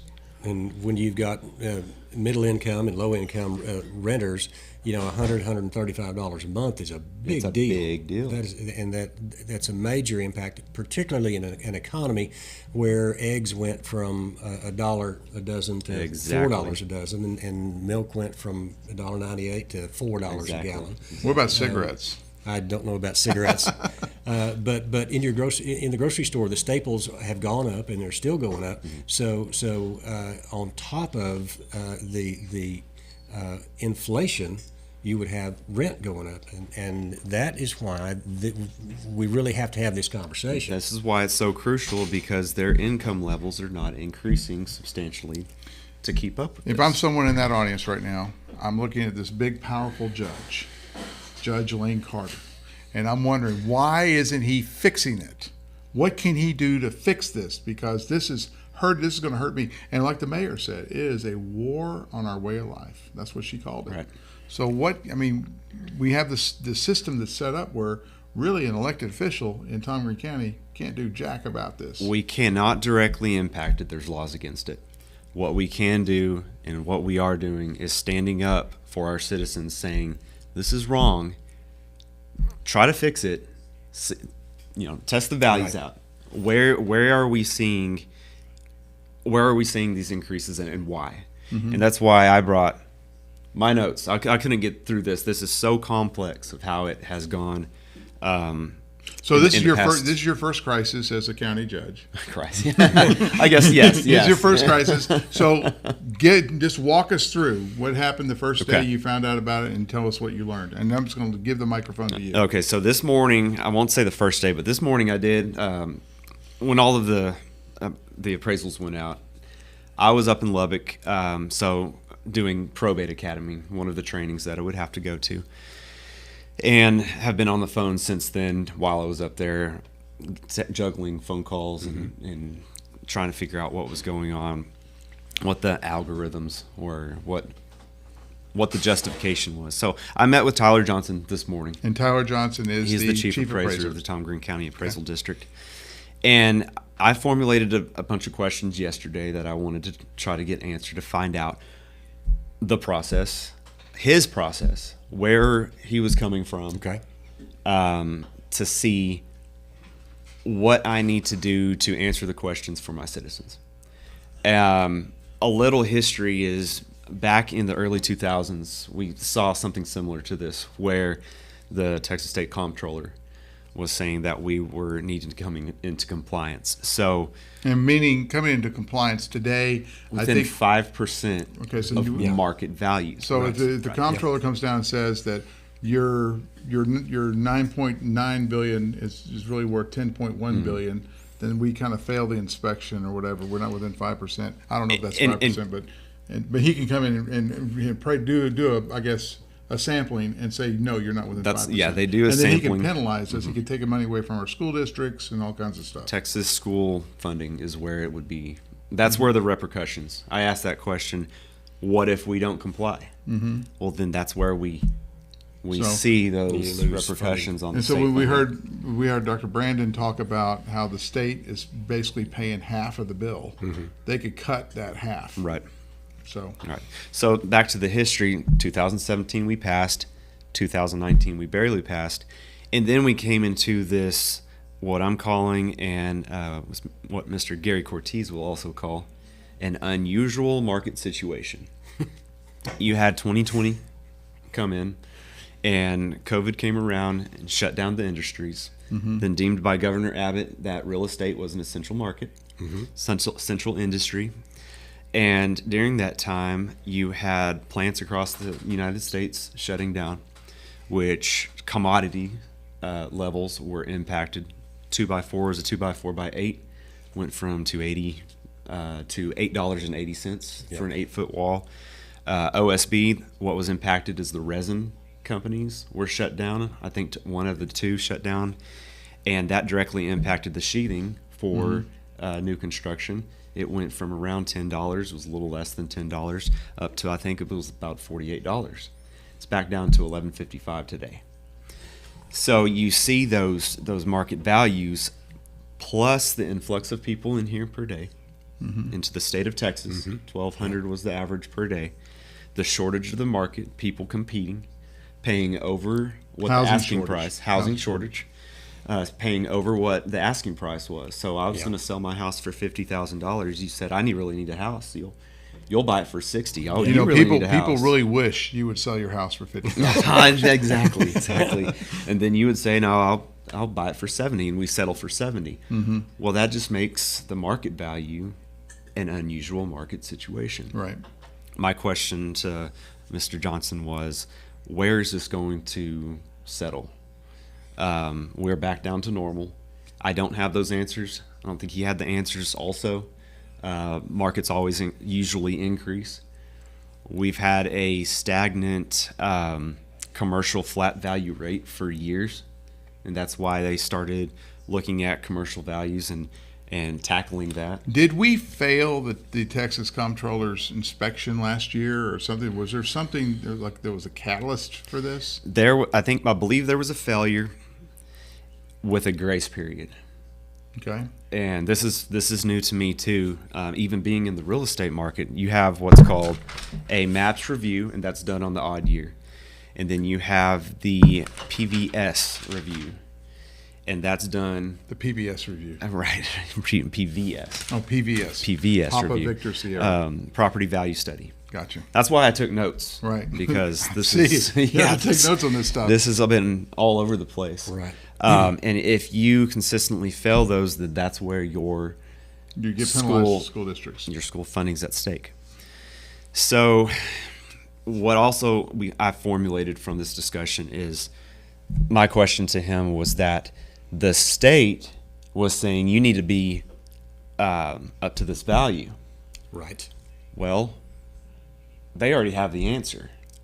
They have the figure. Which is back to our where we came from. You mean from. the state already knows that we're not at the right value? They already know we're not at the right value. And so they're giving us kind of like, hey, you better get... But also, for us to be at the right value, we have to have the right data. Mm-hmm. So it's almost, in my opinion, this is my opinion, state has the answers. We have to formulate the question. We have to answer our question, and we have to compare it with the teacher. And if it's wrong, then we get penalized. That's my analogy. So it's not like you have this mad scientist in Tyler Johnson who's trying to formulate up an insurrection in Tom Green County. Right.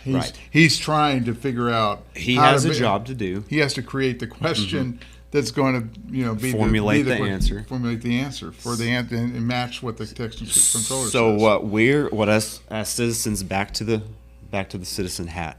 Business owner hat. What's the difference between our improvement values, which look like we had the increase last year substantially on that? Majority of everybody. When you say improvement value, that means that the tax land, on the structure. On the structure, not on the land. Not on the land, yeah. Because there's two parts to it. There's structure on the land and there's the land. Right. And then this year, it looked like the consultants, third party, were hired and done within also as the Tom Green County Appraisal District employees, with the consultant's help, formulate the value for the land. So that's what everybody's seeing. Well, I think the mayor situation, people just latched onto that and they said, "Look at this." Yeah. You know, and so now all of a sudden it really drives down the credibility of the entire appraisal because. But on the other side of it is most people would not know about this if you don't have one issue that kind of drives the overarching problem. Right. And so that's kind of what drove that. But also when we started looking like, Ryan Newland, who I've been on the phone with him daily for the past week and a half. Ryan Newland is a broker in town with ERA Newland and Company, and we talked a lot, and he has people that are looking at all kinds of angles, trying to figure out. I guess they're trying to figure out the answer and the question too. And that's what I was doing. I wanted to go and meet with him because I wanted answers for the citizens, because I'm confused just as much as everybody else was. And for the land value, let's talk on that. Yeah. We have about roughly 60 land market areas, and within those land market areas you have different schedules, and what those schedules are based off the square footage. Gotcha. And those square footages, kind of like the two classes that we have in the type of construction, you have frame versus mortar. And within the frame, you have F1 through F6 on quality. And these market areas do not necessarily follow the same dividing lines as the neighborhoods. Correct. So a market area could have College Hills and Southland in it, or part of Santa Rita and part of South Bryan in it. From what I understand, I asked that because there's some valuations between Bentwood, and I pulled comp sales off of the CAD, random ones off the CAD to see exactly what their price per square foot on their land value was, and a lot of it was similar. What he said was Bentwood, Southland was Southland, Bluffs was Bluffs, Lakeview. Now, whenever you don't have deemed named areas that you're going to have some kind of overlap. Okay. You have some geographical and transportation lines that divide and that segregates Bentwood into Bentwood. When you say Bentwood, you know what Bentwood is. When you say Butler Farms, San Angelo Country Club, you know what that is. But when you say Santa Rita, Yeah, what is that? what is that? Is it, where do you stop it? Do you stop it at Campus Street? Do you stop it all the way at HEB? Do you stop it Beauregard or North Loop? Where does that stop? Right. So that's the question that they have. You formulate the schedules in there, and it's based off of square footage. Like the first schedule would be 0 square feet to 3,000. And these aren't real numbers. I'm just kind of showing you 3,000 to 5,000, 5,000 And so to 8,000. this is how larger than 1 acre lots can have a lower, can go down in value, while a half acre Right. lot goes up in value. Right. Okay. Exactly. So my question to him was, why do we see a lot over on one of the streets that I pulled was Enclave. I pulled Enclave, and I pulled Travis Street over in Lakeview, Van Buren, 24th Street, Avenue Y, Inglewood, and I started comparing prices, and a lot of them, the highest price per square foot that I saw on the land value was on Van Buren, north of the Loop by Austin Elementary, and it just didn't make sense. So he tried to explain it, and I've researched it all afternoon, and it's still trying to, in my head, formulate the equation that people go to class years on to get licensed to be an appraiser. Right. I've been trying to do in one day, and the word is abstraction. So they use the method of abstraction, which is replacement cost, new value depreciation. And of course, you can look on the state comptroller's website, and he talks about the 3 ways you value land. Right. You comparables, so you're looking for comparable Comparables. properties, cost of construction. Yeah.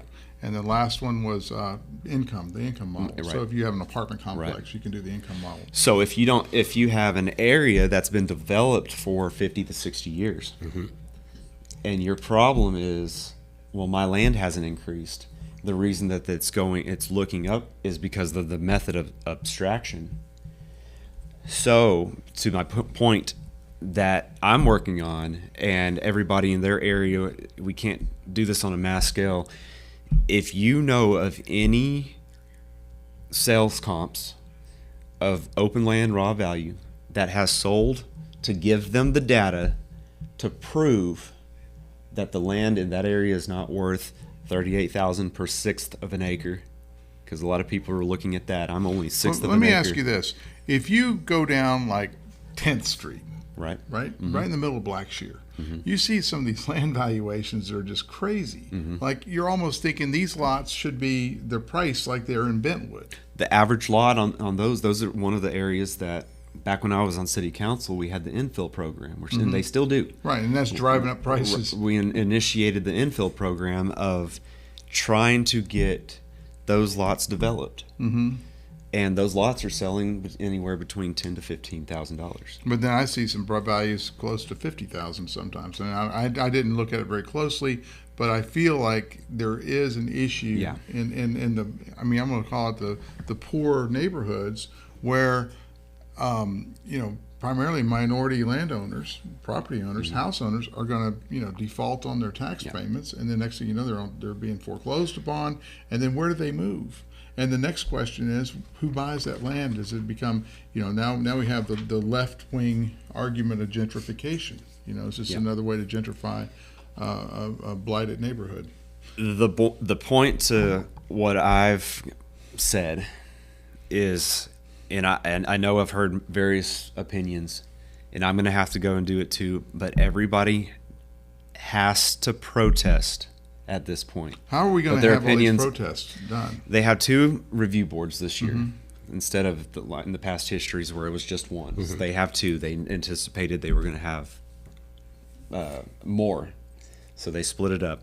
I don't know their methods on how they're scheduling it, But hopefully they can get it but done. hopefully they can get it all done. Because you guys have But budget sessions we starting have budget pretty sessions. soon. We have Like budgets. the school district starting like June 11th.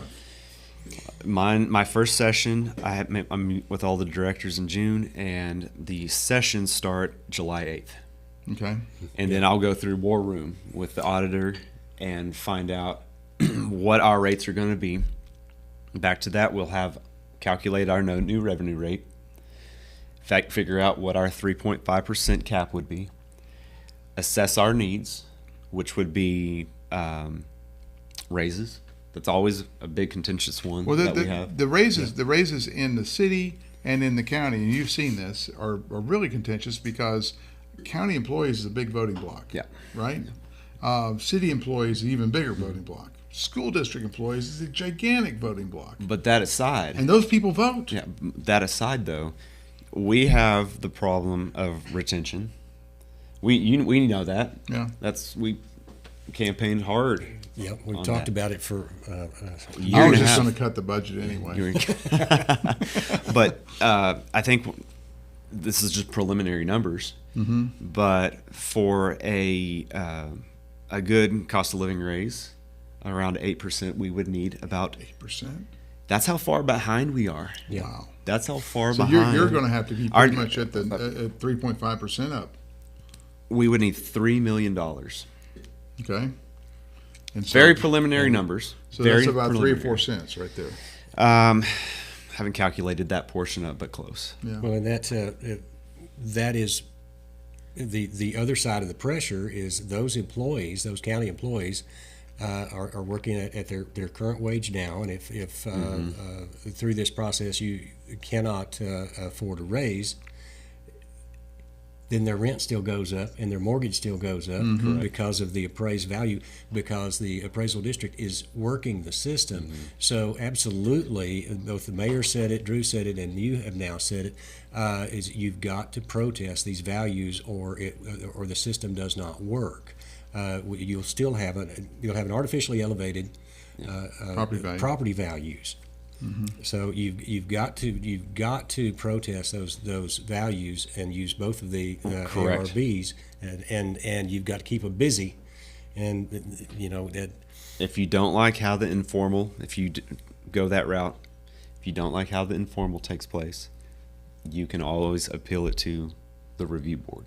And then if you don't like how the review board does, you can sue the appraisal district in There was district court. always methods. And there's lots of law firms in Austin that'll help you. Well, and again, we don't want to lose the fact that Tyler Johnson's a professional. He's got a professional staff. Those are good folks out there. They're experienced. They know what they're doing. But they here's are the under, point to that. They're under the pressure from the comptroller. They're under the pressure from the comptroller, and yes, they do need our help. Yeah, this is the This process, is a huge database. Yeah, the process.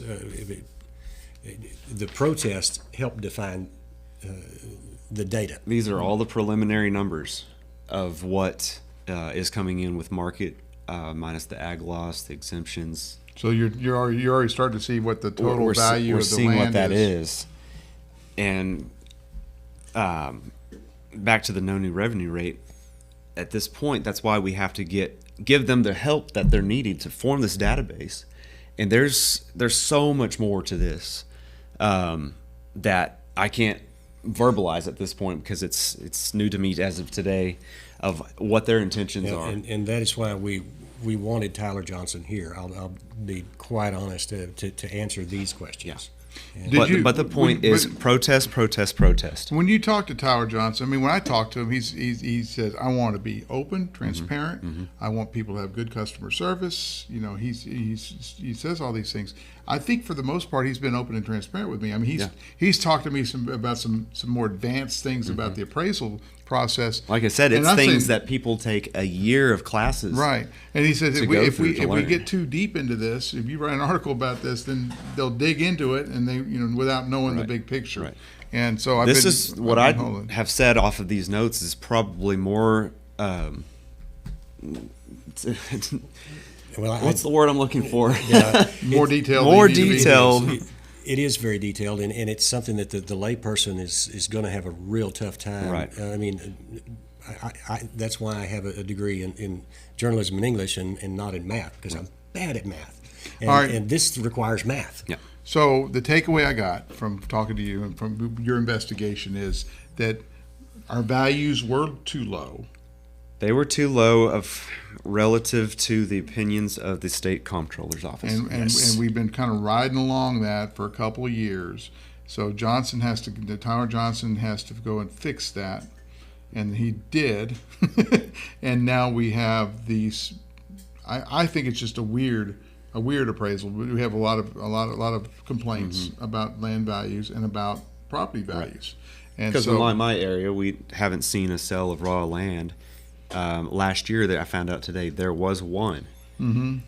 So we would have to use that as an argument. but how do you even find out the price? Because MLS and the realtors and the buyers and the sellers aren't required to. This give that particular information. person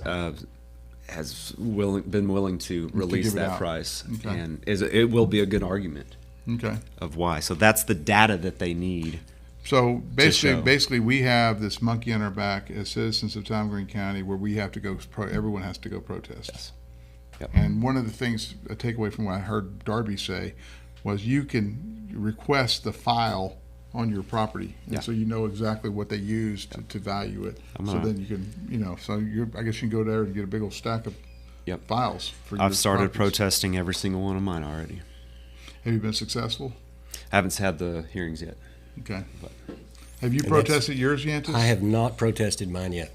Well, my business property went down, so I'm not going to protest it. Okay.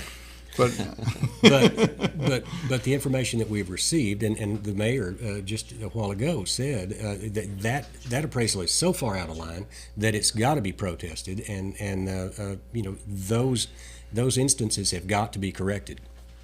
is there any questions online? I did see one from I think Ginger Moore. She said something that my headline on Brenda Gunter's property value was clickbait, which I totally disavow. I do not do clickbait. It was a good headline, excellent headline, perfect headline. All right. Next is Lane. Thank you very much for coming Absolutely. on the show. I mean, Absolutely, You yeah. stayed up here. I mean, we've been doing this for 3 hours, and you've been here for 3 hours waiting to be the last guy on. And you probably thought that we'd just be tired and we wouldn't put you into too much. Well, it took me a lot of today, starting at 8 a.m., meeting with him, and then formulating all of these notes. I wanted to formulate it in a way to where I can present this and show everybody what I found and what the outcome was. And I think it helped. I think it helps to understand Yeah, some of the reasons why these things happen. So it's not just an arbitrary thing. Right. We had some problems and we needed to fix some of Right, them. So. right. Yantis, you got any last words? Other than, this is a process that starts at the state level and goes through the comptroller and then to the appraisal district, and that's where we are now. We have the appraisals, and the county and city and schools haven't started the budgeting process to set a tax rate yet. So the tax bill is only half done, and that's the appraisal part of it, and we're trying to get that right before we send you guys to work. And that would be my last word. And we'll see you in the budget sessions. See you in the budget Man, that's sessions. gonna be some long hours there too.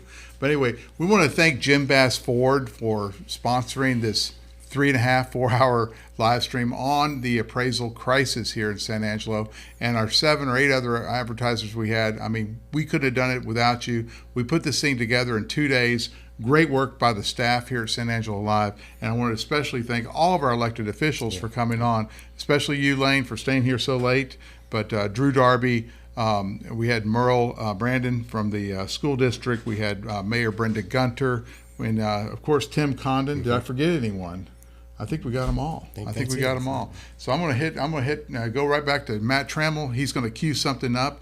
And until tomorrow, when the live daily news is every weekday afternoon, just watch for it on Facebook, YouTube, San Angelo Live, Twitter, LinkedIn, and of course we're on Rumble. So this has been Joe Hyde for Yanta Screen on my far left, and then right here in the middle, my good friend Judge Lane Carter. Thank y'all for joining us today. We know you're looking for a truck. And of course, you're looking for a great deal. We've got the trucks and we've got the deals. Get a brand new 2023 Ford F-150 STX 4x4, just $475 per month. And right now, you can get $1,000 in free Ford accessories. And you can only find these at Jim Bass Ford, Houston Hart at Arden Road, or 24/7 at jimbassford.com. I've always